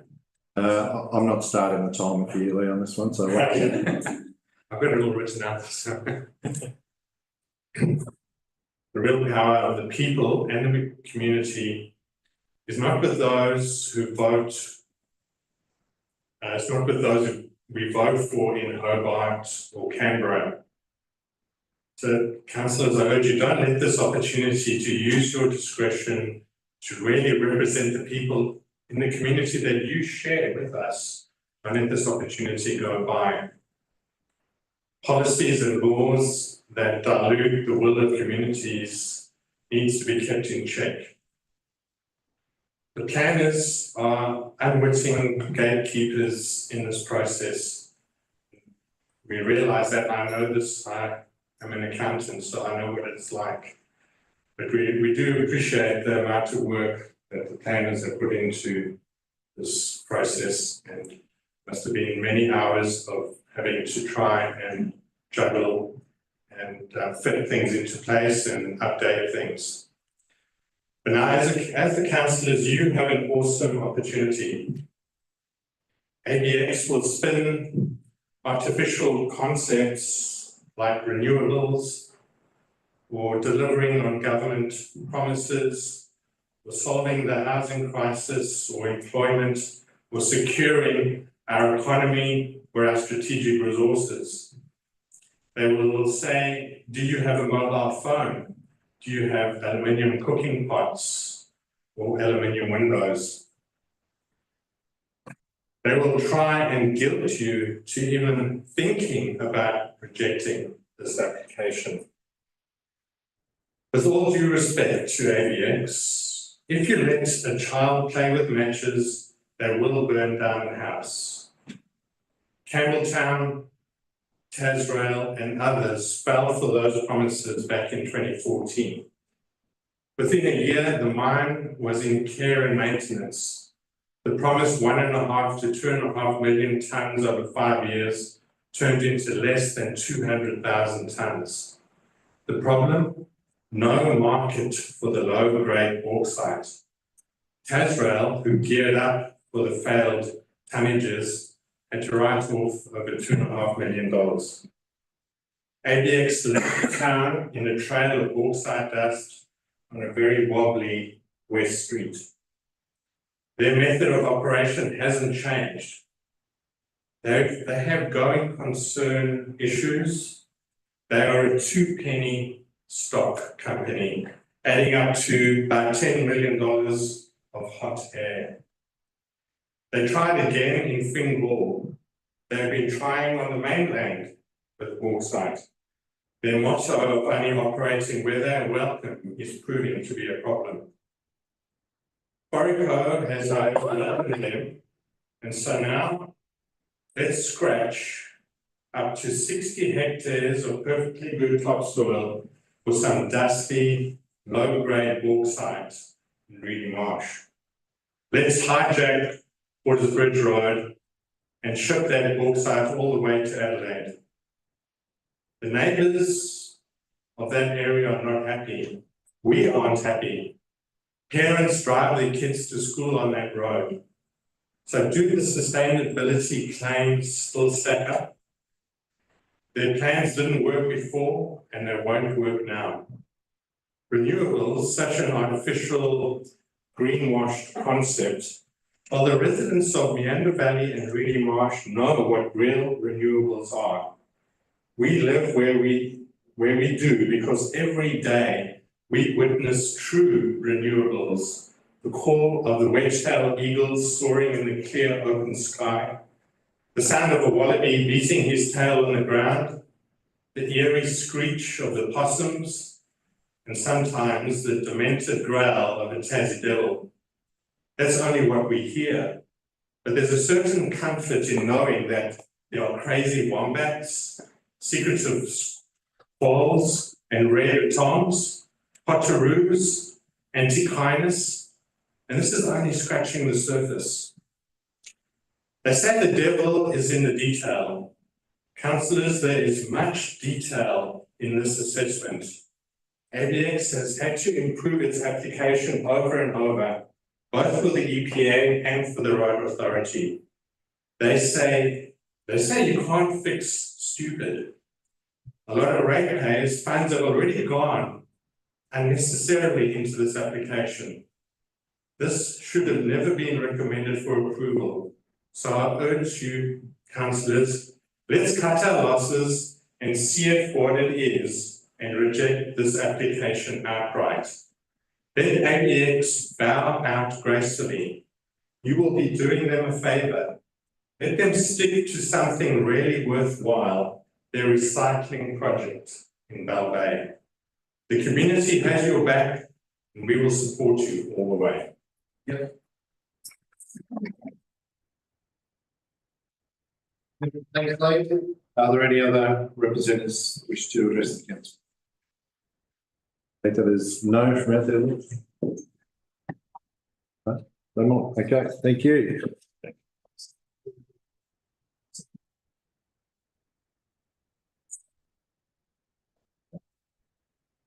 Thanks to the representatives. Address the council. We will now move on. Excuse me while I get to my right page. Page 17, General Manager, have something to add before we put the motion? Yes, I do, Mayor. So there is one required change to the recommendation that has been identified since the publishing of the agenda last Thursday. So that is on page 27 of the published agenda, and it is permit condition 2, C, I. So if I read it's the last word that says or was changed to and. So for the recommended permit condition 2C, it is both I and II. So it's not really. Yeah, if you don't mind, just for clarity. Okay, yep, so it relates to the temporary traffic management plan. So the TTMP procedure, if the operator wishes to transport quarried material on the road prior to the necessary upgrades to the road being completed, it may only do so subject to the following: payment of a financial contribution to the council equal to the council's reasonable costs of completing the design work for the necessary upgrades to the road, and what was stated as or is changed to and. And the operator prepares and submits to the satisfaction of Council's Director Infrastructure Services a TTMP procedure which includes, but is not limited to A, B, C. Thank you, General Manager. Councillor's clear on that? Yeah. Very good. Okay, I'll ask for a mover and then a second. Councillor Loader is a mover of the motion. Thank you. A seconder of the motion, please. No seconder of the motion? I'll ask again for a seconder of the motion. No seconder of the motion. Now we're in procedural issues. Oh, Councillor Cameron came in at the last minute as a seconder of the motion. Councillor Loader is the mover of the motion. Thank you, Mayor. And I move this motion just to get it started with the debate. So there were 86 representations received, and by my count, 108 signatories. They were all objecting. As much as I'd like to assess the environmental concerns raised, that responsibility lies with the Environmental Protection Authority under the state government's planning laws, not with Meander Valley Council. I also wish we could have allowed more time for public input, but the short submission period is set by the same legislation. Despite strong concerns, including from OAM recipient and local naturalist Sarah Lloyd, agenda page 148, the EPA has approved the environmental assessment. Road safety concerns raised about state growth roads have also been assessed by that department. The developer has been in the area since 2012, agenda page 360, and has previously claimed that they wouldn't proceed where they weren't welcome. Yet this application is here despite the overwhelming objection. What council can assess is Portersbridge Road as the local road authority. I know firsthand how dangerous roads like this can be. In March 2010, I found myself face to face with a large truck on a single lane bridge. Its brakes failed. I was lucky. The driver managed to avoid a head-on collision, sideswiping my car, removing all the panels beside me as I held on to the, I can go right back there and I can video this in my head. It sideswiped me and I hung onto the steering wheel, screamed my head off. I had a really sore throat for about a week. It took out the bridge's railings and came to rest straddling the creek. This road, Portersbridge Road, is used by school buses and young drivers. Doubling heavy vehicle traffic is simply unsafe and irresponsible. While many valid concerns have been raised, our role is to assess the suitability of the road for this level of development, and Portersbridge Road is simply not fit for this level of heavy vehicle use. I urge my councillor colleagues to please vote against this motion. I simply can't support it. Thanks, Councillor Loader. Councillor Cameron is the seconder of the motion. Thanks, Councillor Loader, and Mayor. So, look, I probably have a lot to say as we move through the debate, but I really just wanted to start by thanking the representatives here today. And I know the gallery and the sub-room is absolutely chock is full, and I really do appreciate you coming along today and all of the other meetings that you've been to. I mean, it's not lost on me how hard this has been for the Reedy Marsh community. You know, we see it in your eyes. We know the desperation that you want answers, and as difficult as today is, I am just really pleased that we're finally here. As I said, I'll probably say more as we move on to the debate, but I want to start also by thanking Brenton and the team in planning for all the work that you've done. I think Lee pointed out before, it's a tough job, and we do really appreciate all the work you've done, so well done to you. Look, I told myself in 2018 when I got onto council that I was always going to stay true to my values and I was going to make the right decision even when it was hard and unpopular. And I know today it's going to be a really hard decision. So I do want to move on to the rest of the debate and that all my fellow councillors have an opportunity to speak as well. Thanks, Councillor Cameron. Open up for debate and discussion, councillors. You have the planners, Councillor House. Thank you, Mr. Mayor. Stand a bit close to the microphone. I, along with everyone else around this table, I suspect have wrestled with this application, and the speakers today haven't made it any easier. To those representatives, they really have spoken, not just today, but before, with passion, and I thank you for that. But also the correspondence has really been conducted in a very polite and respectful way. And given such an emotive issue, I think that's been really impressive, and I think it hasn't been lost on any of us. All of the points have been really well articulated again today, but prior as well. I'm sure everyone around the table appreciate the level of correspondence, its content, and the way it's being delivered. It is regrettable that many of the matters raised in the representations are outside the scope of council to consider in its role as planning authority, and that's been mentioned more than once, and I'm sure it will be mentioned again. I know that will be a disappointment to many. However, that does not mean that your views are not being heard, far from it. I think today is evidence that everyone is really keen to hear your views. It is a difficult balance as councillors to fulfil the role, and as well as councillors also as being part of the planning authority, as we are required to do. Our Mayor Wayne mentioned the two hats. It's a very uncomfortable fit wearing that second hat sometimes, and I'm sure a lot of people think it's not even a good hat. But it is one that we are required to wear. To me, I could talk more about the other issues that have been raised, but they've already been dealt with or will be dealt with in terms of what the EPA have given their judgment. To me, the overriding consideration here is safety. I am concerned that the proposed additional level of heavy traffic on Porter's Bridge Road, 78 truck movements a day during campaign periods and some of the other traffic as well, service vehicles and the like. And it's the heavy traffic levels that do concern me.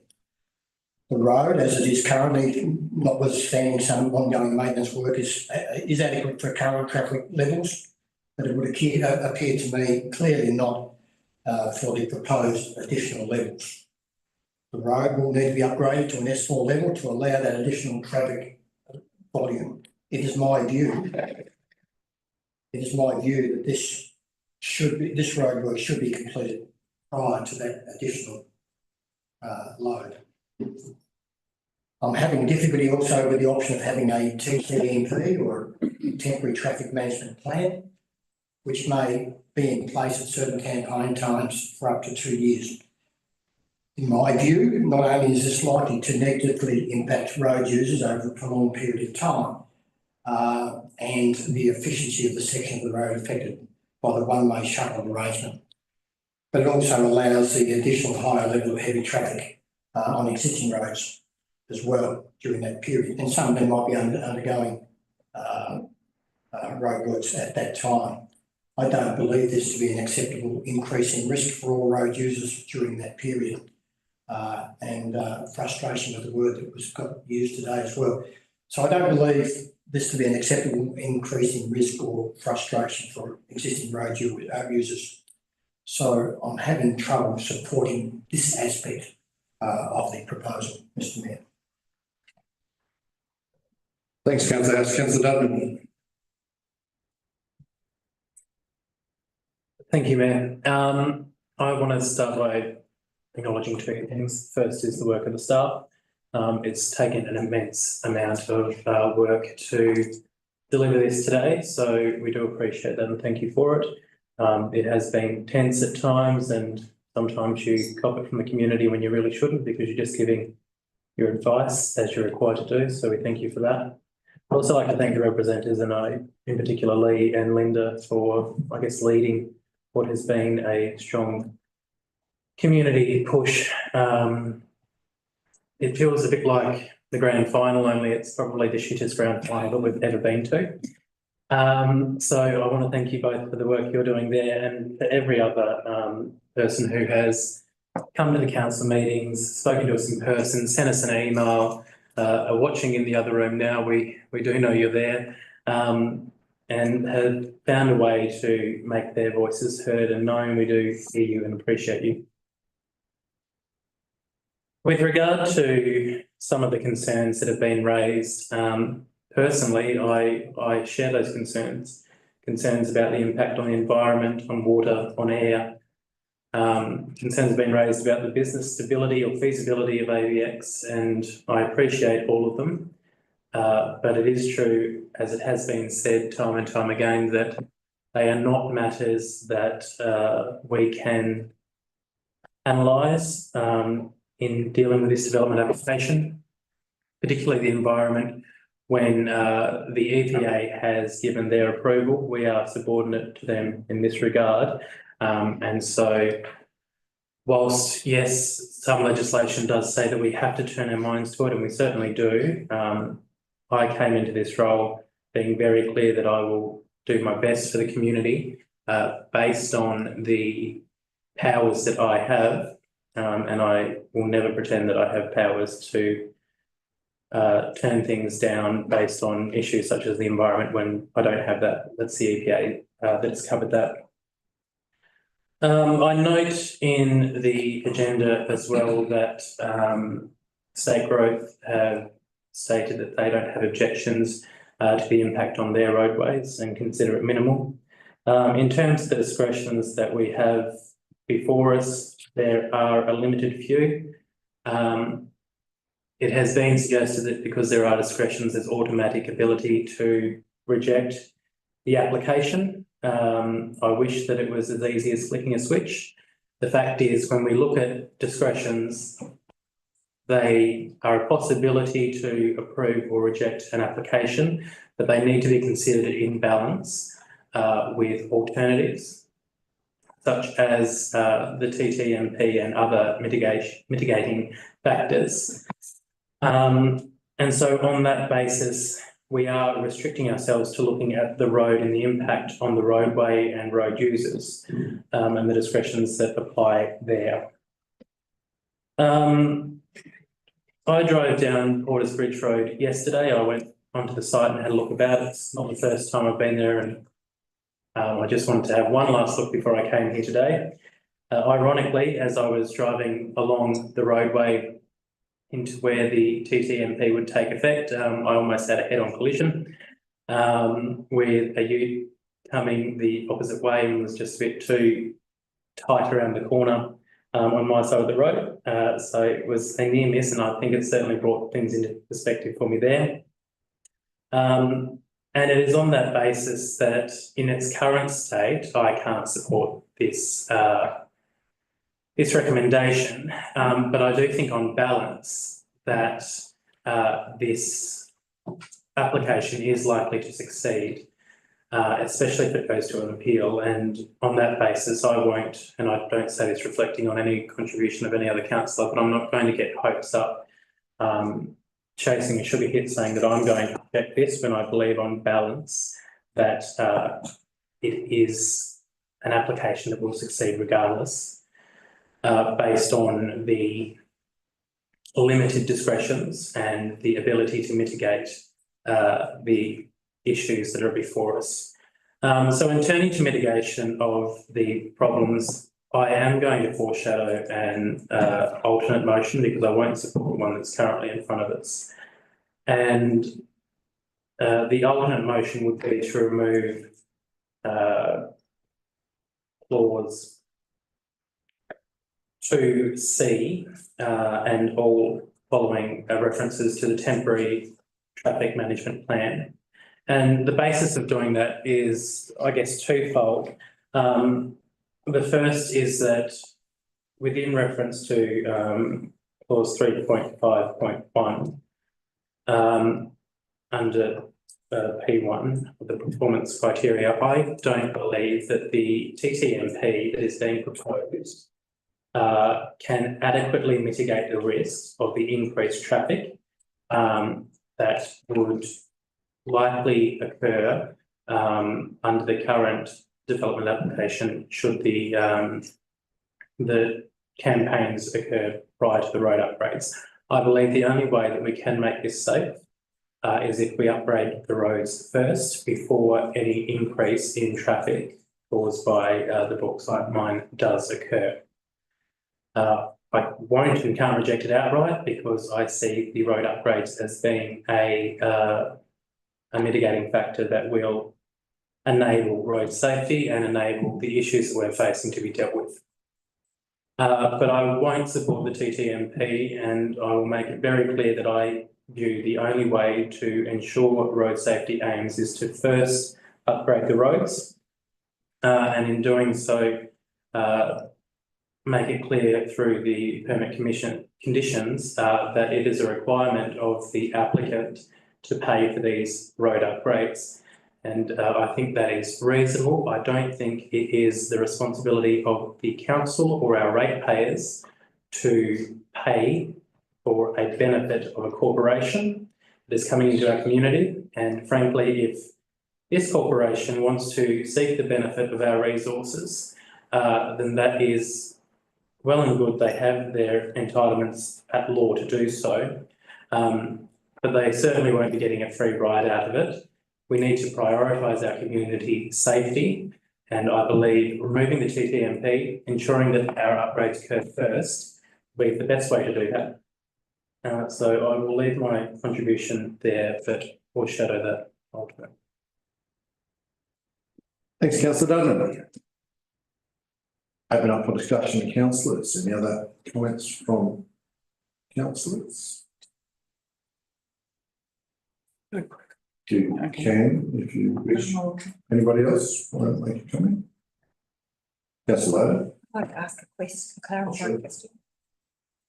Thank you, Mayor. So if the TTMP is removed, that what you're saying, I think, is that ABX will have to pay to have the road fully upgraded to S4 standard before they can have their trucks going in and out. I think that's what will happen. I'm not sure if I'm asking councillor Dudman or the planners this. Probably a question to the planners or the general manager. Councillor. Or Works Department. Or? I've got two clarifying questions. So that's the first one. Does that mean they can't transport? I'm looking at the planners up that end of the table for a response. Through you, Mr. Mayor. Based on the current drafting, they would not be able to, the TTMP relates to heavy vehicle movements associated with the movement of product from the site. So they would still be able to have heavy vehicle movements associated with setting up the site, but the actual transport of product would be stopped until such time as the road is upgraded. Thank you. And may I ask and so thank you for that clarification. But the other thing is they could still mine. They could still mine even without the TTMP. They could just have a great big container to dig stuff up in and put it in and wait until the road's fixed. Is that right? Through you, Mr. Mayor, that is correct. They could stockpile extracted material. Yeah, I just feel like I would clarify, it would also depend on the exact wording of councillor Dudman's alternative motion if we got to that point. So we don't know, but that sounds like that's the intention. Councillor Temple. In a similar vein, Mr. Mayor, I'd like to ask a question. Sure. Assuming the MP is removed, what is the largest gross mass of a vehicle that could be used with the road in its current condition, meaning there are smaller tip trucks in existence in the world?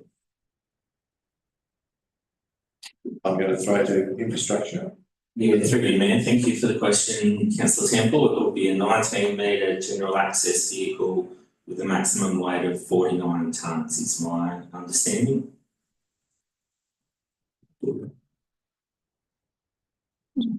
So I presume that a huge tonnage of material could be removed as the road stands under this.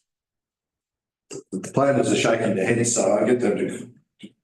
Through you, Mr. Mayor, no, that the road needs to be upgraded before they can start moving material from the site. That's pretty clear. Thank you. Now the questions, councillors. I just need to clarify that. So that means, regardless of the size of the vehicle, no material could be removed from the site, even in the back of a ute.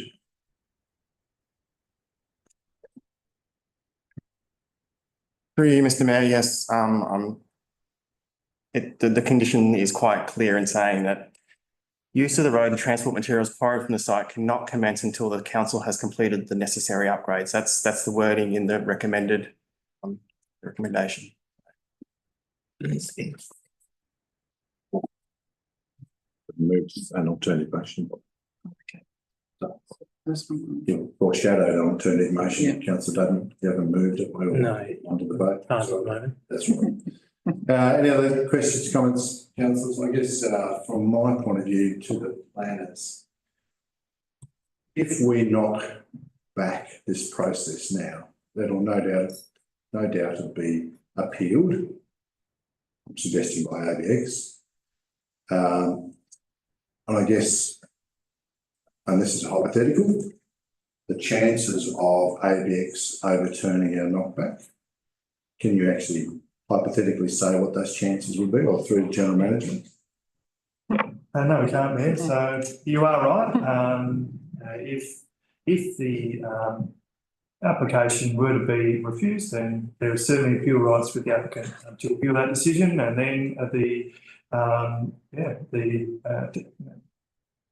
appeals tribunal will have the ability to form a new decision with new conditions, which may be different to those being formed today.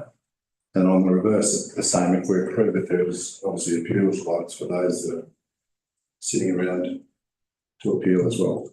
But that's right. So we had maybe 6 representatives, I believe, and each of them have the ability to either appeal in their own right or join an appeal as well, which they will, all parties will receive a notice of the decision following council's decision today, and yep, they'll outline their appeal rights within the notice that they receive, unless Brenton has anything to add to that.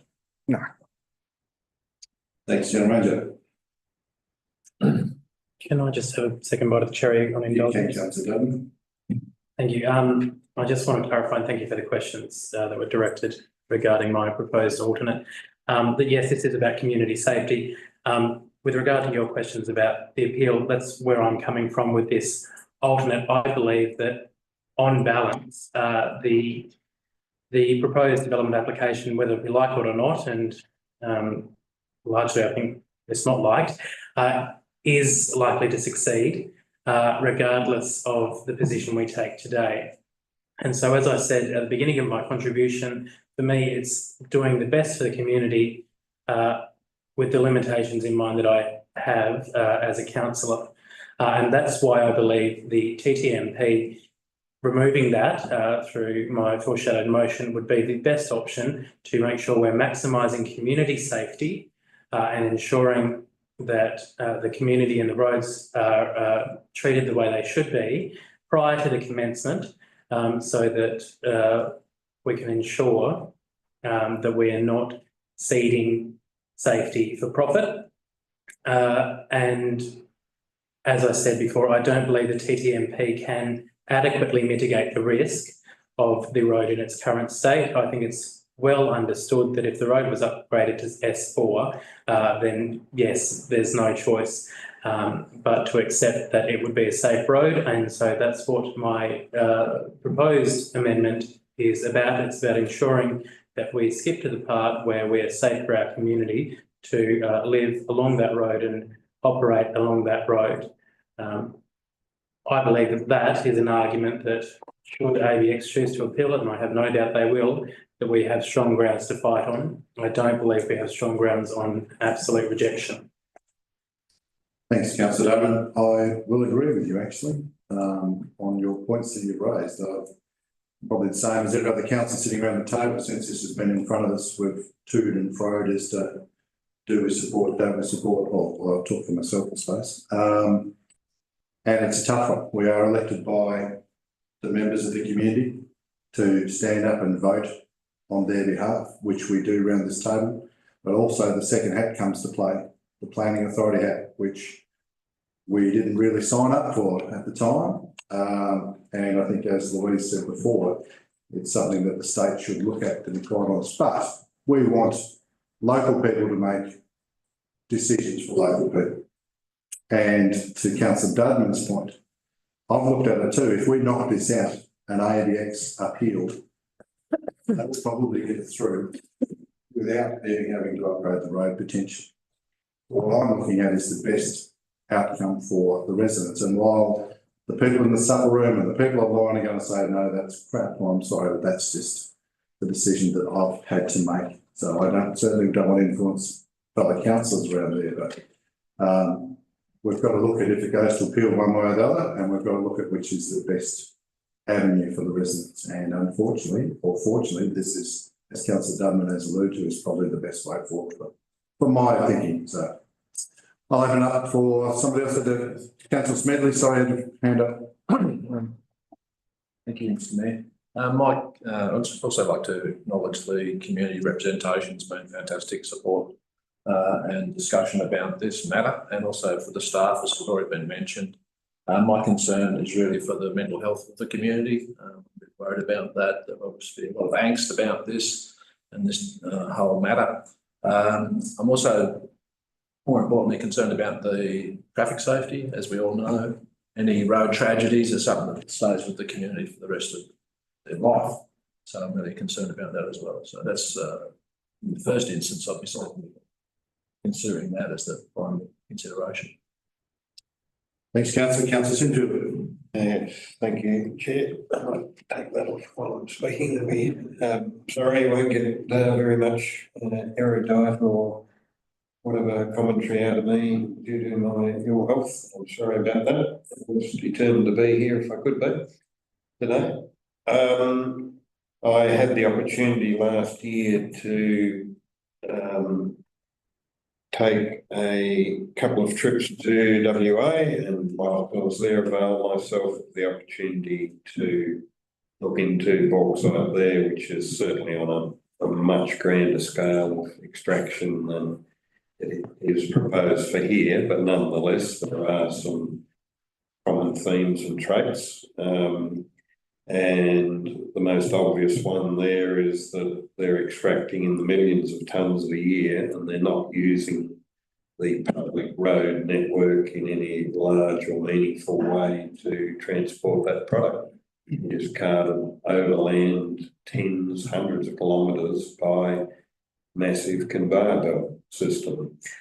The extraction points range from what I'd call forestry land that's well away from everyday people, apart from those actually working in the industry, to other areas that are large-scale farming properties that are houses a long way apart. Came across an example of an overpass on a fairly modern two-lane road that must have cost hundreds of thousands to construct this overpass, and my first thought was there is no railway line in the area. What is it? It was in fact getting bauxite from one side of the road to the other by not interacting with the road by, multi-hundred ton dump trucks using this viaduct, if you want to call it that, over the top of the road. So they'd gone to extreme lengths to not interact with the actual public road network.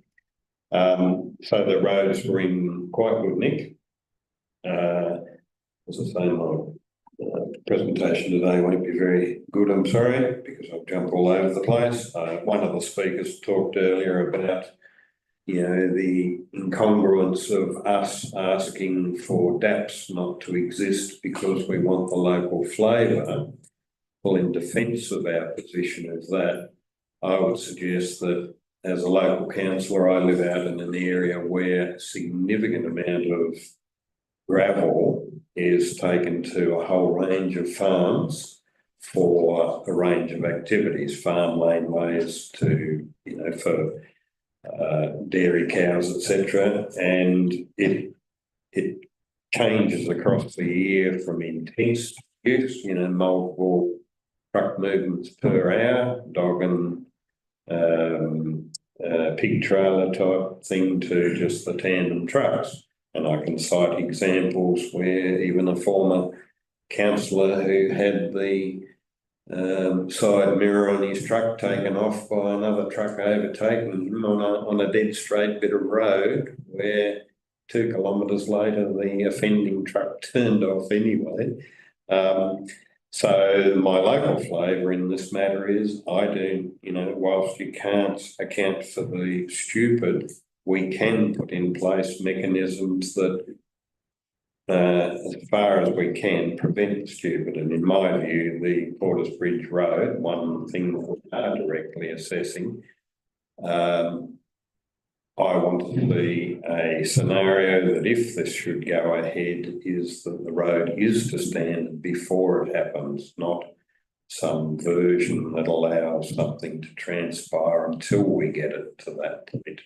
I want to see it an acceptable road standard where, as I say, we can't stop someone from crossing a road for whatever reason, but if the road is to a standard where there is the width and the shoulder strength, etc., to deal with two trucks passing each other, or the community being able to safely, be it on foot, passenger, traffic, bicycle, in a car, is not going to go when they got to the other end of their journey that they do on a daily basis, go, survived again today. So my approach in this is, if I'm to support it, and we all need aluminium, and we've heard other brilliant discussion or presentations here today from various people about how much product there is out there in the world. We all need aluminium, in my view. So I can't get to make a decision on whether that site's a good site for that or not. I wouldn't want it alongside me, but that isn't what I'm going to base my decision on. I'm basing my decision on whether or not the safety of the community is compromised, and as I see it at the moment, it is. And I agree with most other points that the councillors have made around the table on a whole range of things thus far. Thank you. Thanks, Councillor Sintu. Any other comments, questions, Councillor Cameron? Thank you. Thank you. I think you did really well, Councillor Sinfield. I actually feel all the time that I jump all over the show, and I don't have a cold, so well done. James, I think you've come to the meetings a few times now and you haven't said anything, but I did write your name down because I wanted to say well done. That was absolutely exceptional what you said and how you presented yourself. And, I know you all said it. We feel it pretty heavy. Like, we live here, we work here, we're raising our families here.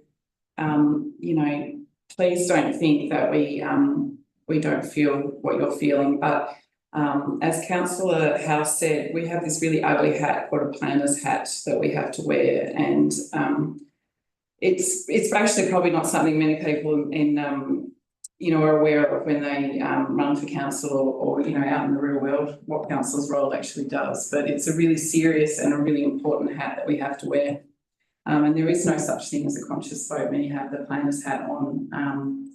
And like I've said, I do take that role very seriously. And I think the other councillors that have spoken as well, and particularly Councillor Dudman, talking about this temporary traffic plan. I am not a fan of it. I don't feel like it is going to have the outcome that the residents deserve.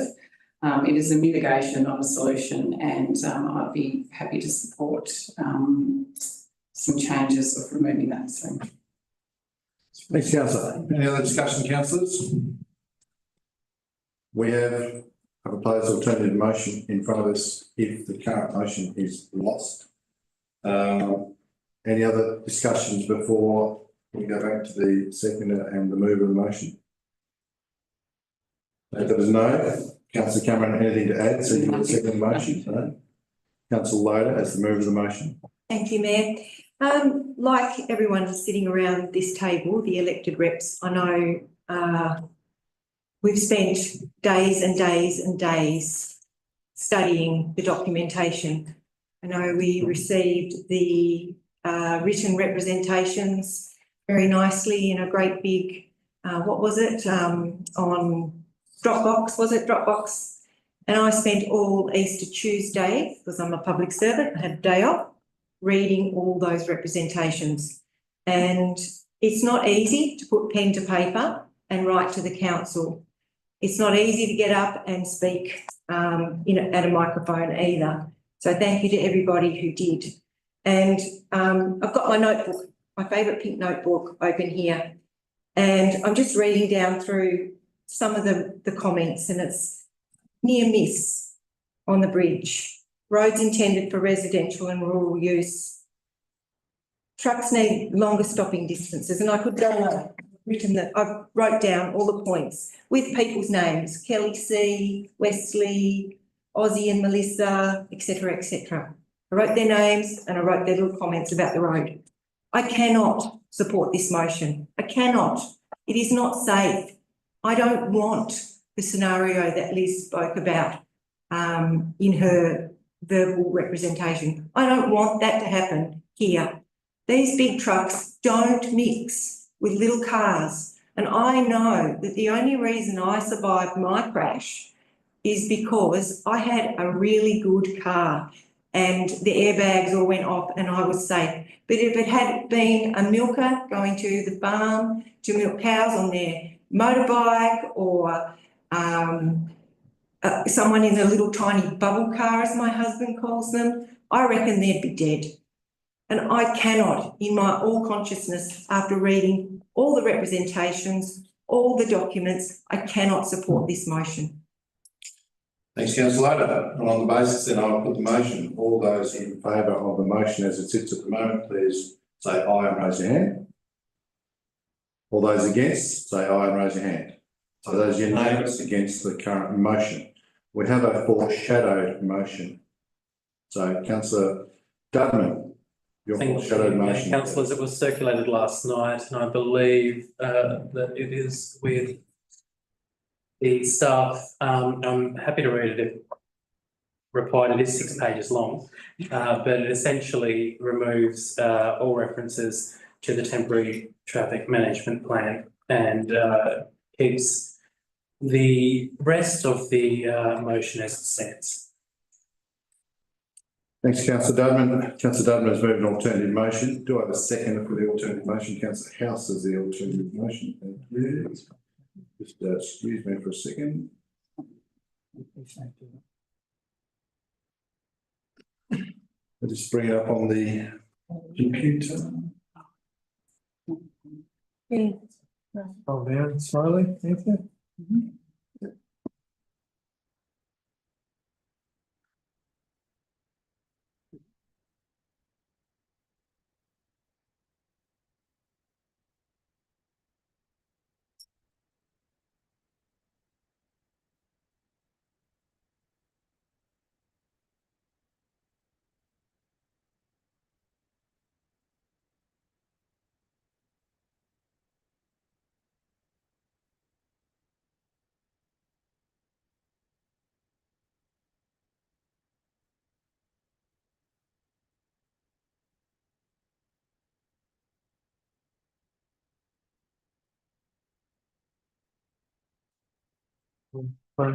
Councillor Dudman confirms that he's satisfied with what, thank you, scrolling down, and then other councillors.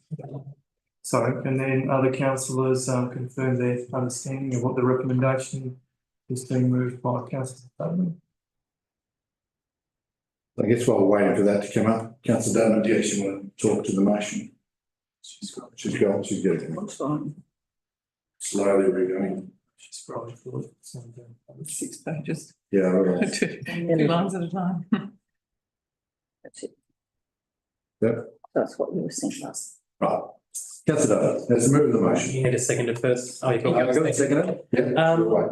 Look, as I said,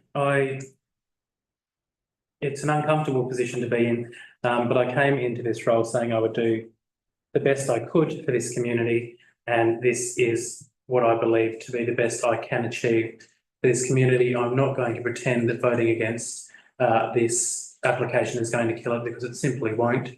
But what I can do is soften the risks and the impact to the community, and that's what I believe this achieves. The TTMP, in my view, should only be pursued if it can tangibly be seen to mitigate the safety and efficiency concerns that have been brought before us, and in my view it can't. In the TTMP was designed with its inclusion to satisfy clause P1 of C 3.5.1. Traffic generation at a vehicle crossing, level crossing or new junction. I don't believe it can. I don't believe that we can adequately mitigate the risks of this traffic solution unless we upgrade the roads, and that's what this seeks to do. So yes, it will approve the development application, but it will ensure that no work in terms of extracting the ore and transporting it onto our roads can occur until such time as the roads are deemed safe.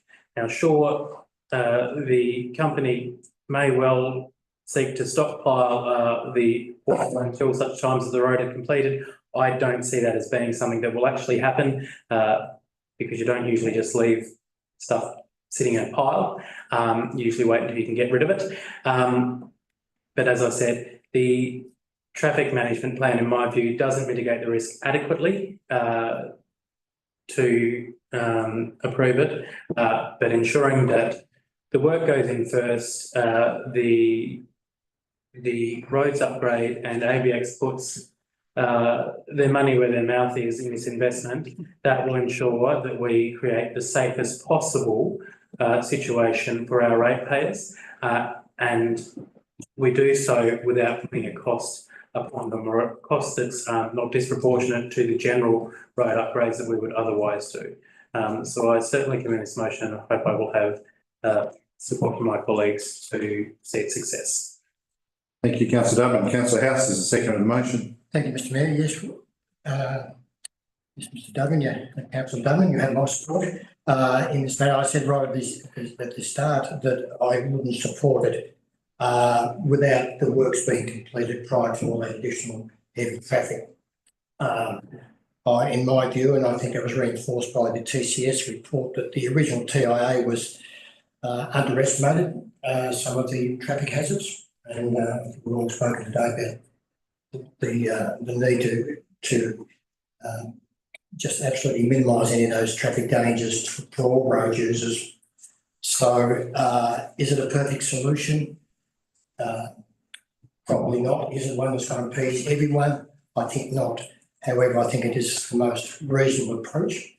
Let the proponent do the work on the roads as proposed before any additional heavy traffic is required on those roads to extract that material. Thanks, Councillor House. Open for discussion and questions, councillors.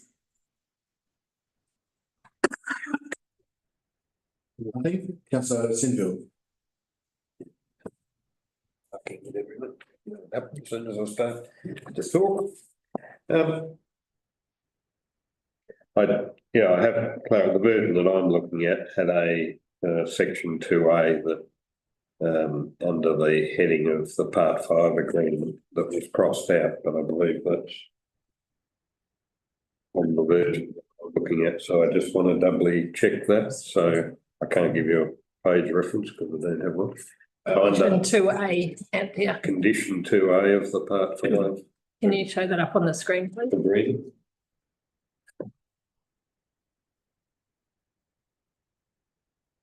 The one that I'm looking at, councillor. Yep, there.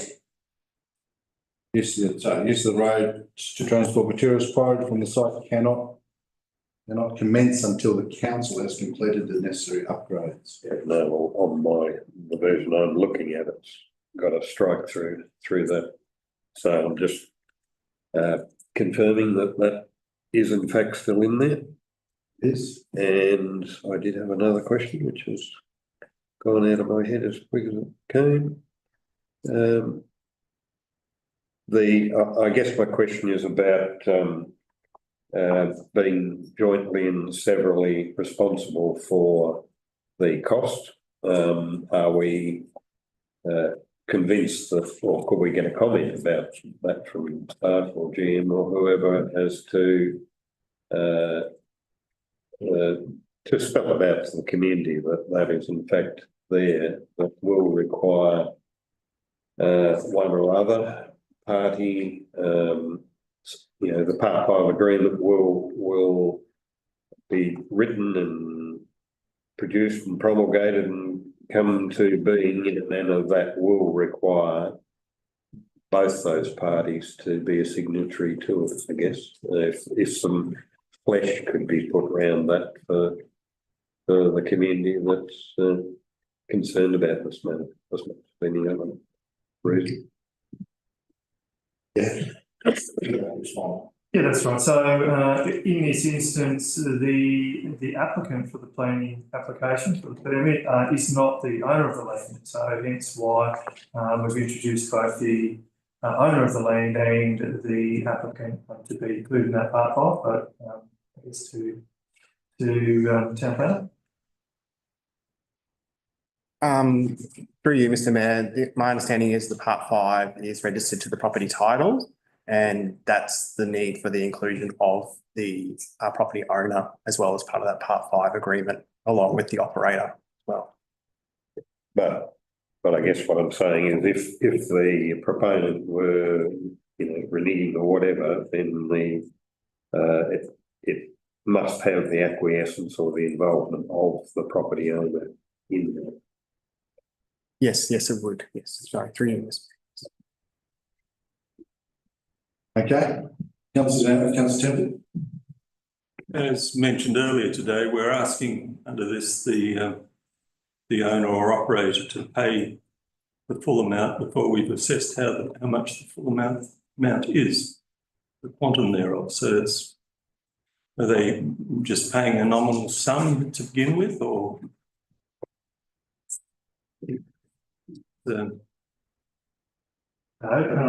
we've said earlier in the council meeting today that we're expecting the applicant will be bearing the majority of the cost of the required upgrades, and that a Part 5 agreement, Section 71 agreement of the LIPA will be negotiated with them to reflect that.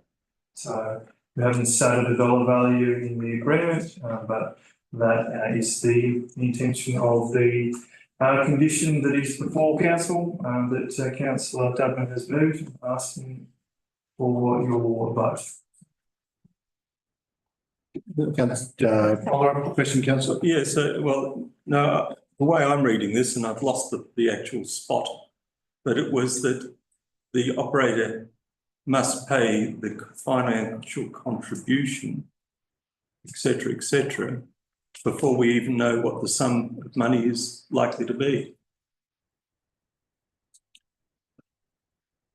I can read what Councillor Dudman has moved. So, infrastructure contribution payments to the council by the owner and or operator of a one-off reasonable, equitable, proportional financial contribution that is equal to and applied by the council exclusively towards the council's reasonable cost of the design and construction of upgrades to the section of Forest Ridge Road between Meander Valley Road and the site access that are necessary to ensure that the road can safely bear the additional heavy vehicle movements generated by the approved use and development. Payment of the one-off financial contribution must be made prior to the design and construction works being undertaken by council. So my quandary is, how do you know how much something is going to cost that hasn't yet been designed? So I guess we will seek, if council is to make this decision and it pass the appeal rights process and a permit is issued, then we will seek additional information to inform what that contribution would be. That's it. Yeah, Councillor Loder. Thank you, Mayor. A question. So if the applicant doesn't like this, they could still go back to the tribunal and say, we want to put a TTMP, and the tribunal could say, yes, you can do that. Right? Through you, Mr. Mayor, yes, that's my understanding. Yes, that could happen.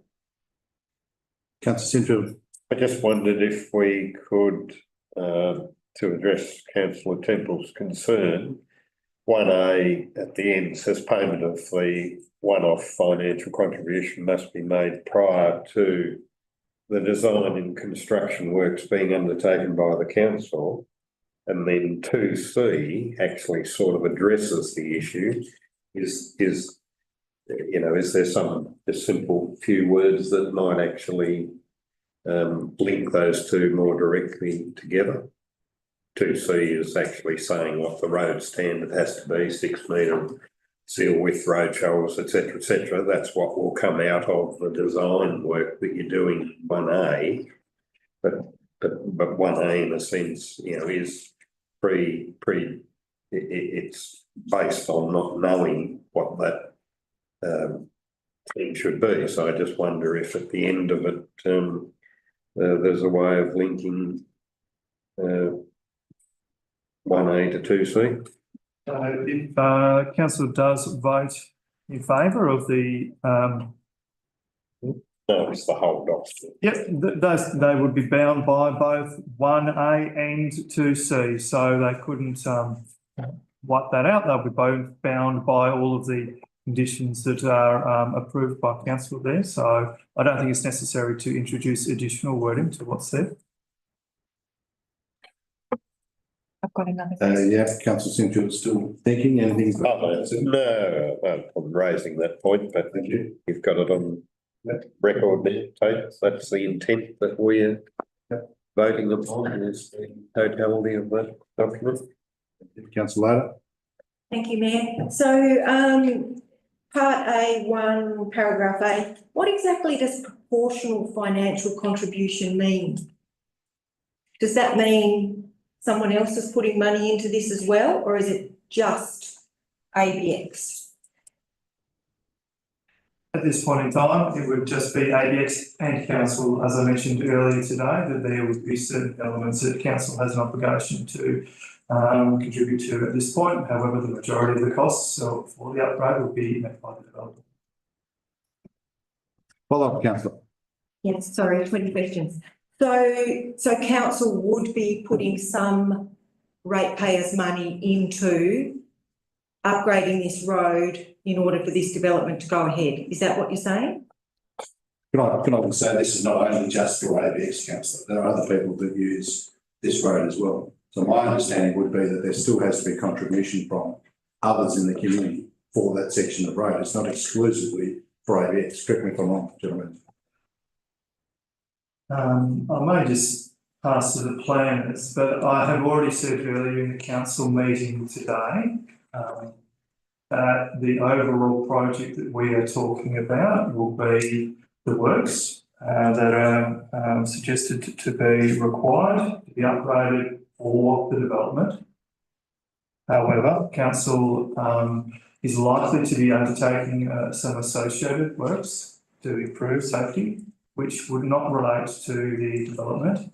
However, we're expecting that we will take the opportunity to improve signage and to remove some vegetation, which will be done at the same time.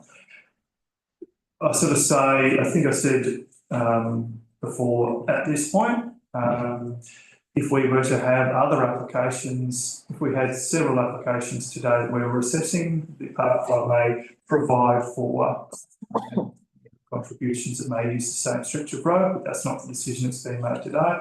It's solely relating to the application that's before you. So, thank you. Any other clarification there? I appreciate that. Councillor Sinfield. I may just very briefly, the words that I was seeking have miraculously appeared in clause 2, where it says the agreement pursuant to section 71 of the Land Use Planning Approvals Act required by condition 1 of this permit must without limitation provide for the following matter. Thank you very much for putting that in. Thank you. Okay, councillors. Anything else? Anybody want to add anything else before we wrap up? Take that as no. Councillor House is the second of the motion. With them. Okay, thank you. Nothing great, Mr. Mayor. Thank you. Councillor Dudman as the mover of the motion. As I said, I call on my councillors to support this. In my view, this is the best way we can support our community in what is a difficult decision before us. There's no doubt about that. In terms of the contributions, as has been answered, yes, we are the road authority, so it makes sense that at times there will be upgrades of this road, which would be something that we bear as a responsibility. But I think it's well understood The vast majority of the upgrade, because it relates to the development application, will go directly to ABX as the applicant. And that is, as I said, ensuring that we have community safety and ensuring that there's no free ride in this, that we protect our community and that we ensure that what is taken away is accounted for in the road upgrades that will be put forward. I don't believe that rejecting this application is an option because it will be easily overturned. There aren't strong grounds to reject it, otherwise I'd consider that. But what I do believe is mitigating risk, as we're doing here, is the best way that we can support the community at this time. Thanks, Councillor Dudman. I put the motion. All those in favour, please say aye and raise your hand. That's Johnson, Cameron, Dudman, Smedley, Sinfield, House. Against? Councillor Cronshaw, Temple and Loader. The motion is passed. Thank you. So council no longer acts as a planning authority. For those who are in the supper room, you're quite welcome to leave, obviously. Those in our public gallery, if you wish to leave now, please do so before we move on to the rest of our meeting. Thank you. Thank you very much. Thanks, Ray. No. Right. Thank you. We'll knock one over and then we'll head straight over. We'll have a break. Yep. Development Regulatory Services. Hopefully somebody's letting them out, but not. It's past 5:30. I think Linda and Anthony are still out there. Okay, we're still out there. Right. Moving on, page 1588. Somebody like to move, somebody like to second. Richard. Councillor Loader. I think everyone. Oh, sorry, Councillor Dudman. Sorry, what page, Mr. Mayor? Page 1588. Councillor Loader as the mover of the motion. Thank you, Mayor. I think the increase is fair and reasonable, and I support this motion. Thank you, Councillor Dudman. Just a question that will go to this and the next item. With regards to the increase in cost, which is by CCI, does that translate to, does council make a profit out of this? Are we running at a loss? Where does that stand? So, well, two things there. The council cost index, the CCI, is a hybrid inflation-based ratio from December to December. That's put forward. That's put out by the Local Government Association of Tasmania. So it's intended to keep pace with the cost of doing business. For both the items that you have asked about, animal management and environmental health fees, both of those run at a loss. So there is a proportion of council general rate that contribute to the overall cost of delivering that, which recognises the community service rather than it being a fee for service for all, for all of the people that are using that service. Thank you. So on that, sorry, on that basis, this does have my support. Questions are often raised about the increase in costs and whether we are making a profit out of it. I think it's clear that no, that's not the case. We are simply trying to keep up, and I'm all happy to back this in. Thank you. Any discussion, councillors? Take it as no. I'll put the motion. All those in favour, please say aye, raise your hand. That is unanimous. Thank you. Moving on to page 1594, environmental health fees and charges. Somebody like to move? Somebody like to? Councillor Smedley, thank you. Councillor House, thank you. Councillor Smedley is the mover of the motion. Nothing.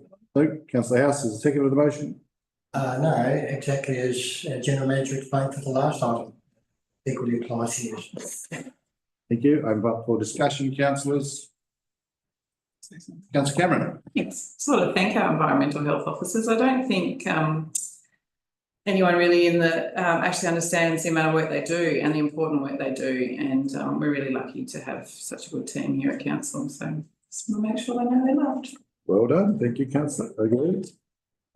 Any other discussion, councillors? Councillor House is the second. Any other? Councillor Smedley, any other? Nothing. Thank you. Put the motion. All those in favour, please say aye, raise your hands. That's unanimous. Thank you. Moving on to corporate services. which is 1599, audit panel minutes. Somebody like to? Councillor Padman, thank you. Seconder, please, Councillor Cameron, thank you. Councillor Dudman. Thank you, Mayor. As always, it's a pleasure to serve on the audit committee. More than happy to take the minutes as read unless there are questions from others. Thanks, Councillor Dudman. Councillor Cameron. I thank the councillors that take the time to sit on this important committee. Thank you. Open up for discussion, councillors. Questions, comments? Okay, put the motion. All those in favour, please say aye. That's unanimous. Thank you.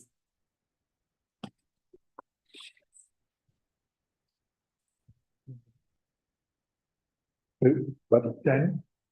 Sorry, Councillor Smedley. Oh, you've got a conflict on this one, Councillor Smith, evidently. Thank you. Infrastructure services. We're on page 1615. I think it was Ben. Ben, seconder, please. Councillor Cameron, thank you. So this is Least Prosper Grass Sports Park. Councillor Dudman has moved the motion. Thank you to the staff who have worked on this. It's my understanding that it is brought to us with the support of the users at the site. So I'm more than happy to back them in. Sure that we keep engaging in positive behaviour out in Prospect Valley. Thank you, Councillor Dudman. Councillor Cameron. Yeah, I'll just agree with Councillor Dudman, but it's an excellent facility and I know that we're the envy of many. So thank you to all of those who work towards that. That's it. Any discussions, comments, councillors? Councillor House. A quick comment if I might, Mr Mayor. I live in the area, as many people know, and it's just extraordinary that ground and that facility gets so much use from so many different organisations. It's rarely that I go across there and there's not at least one or two games in play at any one time. And yes, we are the envy of North, and I think we'd be the envy of anyone when they saw that facility that's there. So more than happy to support their ongoing commitment. Thanks, Councillor House. You're too late, Carl. No money. I have a hard question. Any other comments, councillors? No, reinforce what Councillor House said, what Councillor Dudman, Councillor Cameron said, great facility, great asset to the community in there. But it wasn't bigger in one sense. We could fit more people there, but anyway. Any other discussion, councillors? Anything to add, Councillor Cameron? No, thank you. Councillor Dudman? Put the motion, all those in favour, please say aye. It's unanimous, thank you. We're going to Medley and bring in. Then move on to page 1618. Carl, you're nearly too late. Thanks, Carl. Somebody like to move, somebody like to second this one, please. Councillor Dudman, thank you. The seconder, Councillor Cameron, thank you. Okay, Delray Waste Transfer Facility, Councillor Dudman. Thank you, Mayor. Look, this is obviously part of a bigger strategy that we are approaching with regard to waste. I think that the proposal before us keeps prices as reasonable as they can be. Obviously, a lot of the prices we charge are based on taxation from the state government rather than any benefit that we get at all. So I am more than happy to support the recommendation that's before us as we move into this exciting new phase of our waste management approach. And thank you. Thank you, Councillor. Councillor Cameron is the second on the motion. Yes, I would reiterate that. I mean, waste is an expensive operation, but I do appreciate the effort staff have gone through to try and keep these costs as low as we possibly can, and we are moving into a new phase with waste. So thank you for all the work that you're doing. Thank you. Open up for discussion, councillors. Councillor Loader. Thank you, Mayor. Yes, I agree with the previous comments about this. It's great to see our municipality moving to a more modern way of dealing with waste, and hopefully people will start to think about the amount of rubbish they make and look to reducing it, which I think is the way the world needs to go. However, the vouchers, I'm very pleased to see that there'll be smaller vouchers, but I note that the amount overall amount is almost half of that, which was last year, which causes me a little bit of concern, and I'd like to have an explanation as to why, please. I can explain that a little bit. Maybe further questions, I guess, Councillor later. So last year, we provided every property owner in Meander Valley with 3 vouchers equivalent to the use of a car vehicle. And this year we're intending for that to move to be 6 vouchers at our new minimum of $7.20. And that'll be subject to budget discussions that the councillors are looking to pick back up in 2 weeks' time, and we will be guided by them. I guess if there is an intention to increase the number of vouchers above 6 at $7.20, then that would be likely to come at an increased cost to property owners. So that's where we currently sit. We are anticipating that our vouchers, 6 at $7.20, will be more well utilised by our property owners, given some of the changes also with our Fluid facility closing and an introduction of photo and a few other things that council have approved in the last 12 months. General Manager, do we know what the uptake has been of the vouchers that we've sent out in the past? Has it been 20%, 30%, 50%? I believe it's been between 25 and 30%, is that correct? That's correct. A lot of vouchers out there that just don't get utilised. But some people use all of them. Some people use all of them, yeah. There's an opportunity for somebody to sell their vouchers then, isn't there? I didn't say that, did I? Just, sorry. Okay, I'll make a comment that might save that. Okay. It's a good reminder actually to, there've been a lot of rentals in the municipality that may not receive their vouchers, but I think if the landlords are receiving multiple vouchers, it would be a goodwill if they could pass them on to their tenants to use. Good follow-up, come back. My mic's died, but anyway, it's probably a good thing it has done. I died it. Just a question, just with the new recycling program, I know there was a big uptake of that in the first week of it. I know quite a few people in the local area up in Prospect Park. Can you provide any input regarding the uptake in the Deloraine area and so forth? Can I personally say, I was there the other day for a promotion for council. And while I was there were 3 cars pulled up with people that had not ever used it or sighted it before. I'm now on my L plates with it, Councillor Smedley. So you get the barcode, you get the app, you then can donate to a charity of your choosing. And speaking with Brian Watson from Lions Club, they're very happy with the amount of people that's going through that. The only thing that I can probably add for Works Department is we may need to put another bin there for people that bring the wrong container to put in. That will subsequently just leave it there and hope somebody takes it away. So just be aware that we may incur, but yeah, no, it's pretty easy to use. Yes. Yeah, and I can only provide anecdotal, conversation around it from people that are in and around the area. The Recycle Rewards program, the container is next to our depot down in the racecourse precinct in Deloraine, and I think that Tom Cleanaway, the provider, is expecting to clean it out once every 2 days, but they were there several times a day for those first 2 or 3 days. So, yeah, they were inundated and very impressed with the level of use. Thank you. Any other discussion, councillors, on this one? Councillor Sinfield? Yes. This will be my crossing the Rubicon moment. Very unsupportive of this in the extreme, never more so than any other item, I think, in 11 or 12 years on council. I think it's appalling to be charging people on a weight-based system for something they're not actually, compliant with. I think it's the wrong approach by that. I went to the tip again just to find out early last week, I think it was. Got a receipt this time for waste taken. They can, as I understand it, weigh down to the nearest 10 kilos. and we're doing a minimum charge of less than 40. I just think that's appalling. I also think it's appalling that for some people on general waste, effectively, and it's rough because it was a density slash volume base, their charges roughly 3 times what it is now. They also note in there they're taking up too much time, that, you know, we're setting pricing must also be broadly in line with the market to avoid incentives for residents of other municipalities to use the Deloraine site. Well, as we mentioned at the workshop, one of their neighbouring councils charges triple for people who are not local residents. So there are means and mechanisms for doing that.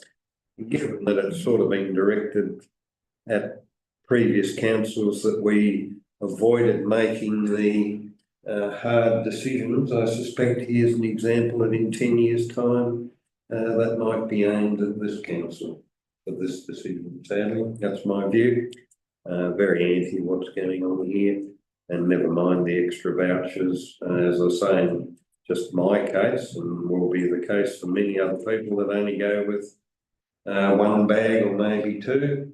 Then they'll have to adjust how they do it and be subject to vermin, etc. when they look after the rubbish on their own place before they get the 40 kilos or 39 to justify paying $7.20. So I think for all those reasons I will be resoundingly unsupportive and out standing in my own paddock on this item in all likelihood. But yes, I think it's a lightweight decision by this council. Right, thank you. So any other discussion, councillors? No? You've got nothing to add. Okay. Nothing to add, but he's actually walked out the door. And he took his note with him. He's coming that door, no man. Comment, Councillor House, yes. I mean, in general, I'm not necessarily disagreeing with Councillor Simcoe, but just more in general. When I first got onto council, when I was contemplating council, I had a discussion with you, Mr. Mayor, and you said the biggest challenge facing the council going forward was waste. And you were true to your word, sure is.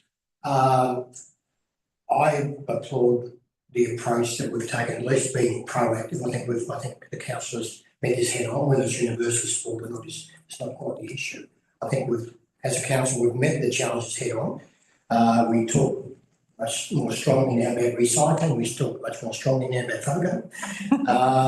We are being very proactive, and I think it's been a long time in the making. So I think we're on the right track. Thank you. And also, another thing I was going to say, we are a generation that creates more waste than probably any other generation before us.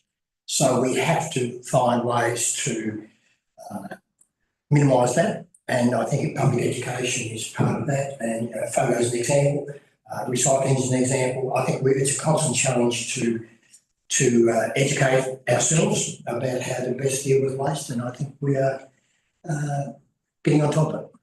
Thank you, Councillor. Anything to add, councillors? Councillor Cameron, anything to add? Nothing. Councillor Dudman, anything to add? Right, for the motion, all those in favour, please say aye. That's Johnson, Cameron, Cronshaw, Dudman, Smedley, Loader and House against. Temple and Sinfield. Thank you. Motion to close. Hang on, I've got to get my paperwork. Page 1622, somebody like to move to closing, Councillor Cameron. Seconder on that, Councillor Loader. So you probably had your hand up, Councillor House, but I didn't say it. All those in favour, please say aye. That's unanimous. Now let's have a quick break, and then we'll tear into close. Thank you.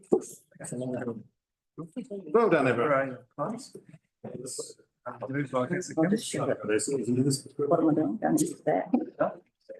gone flat.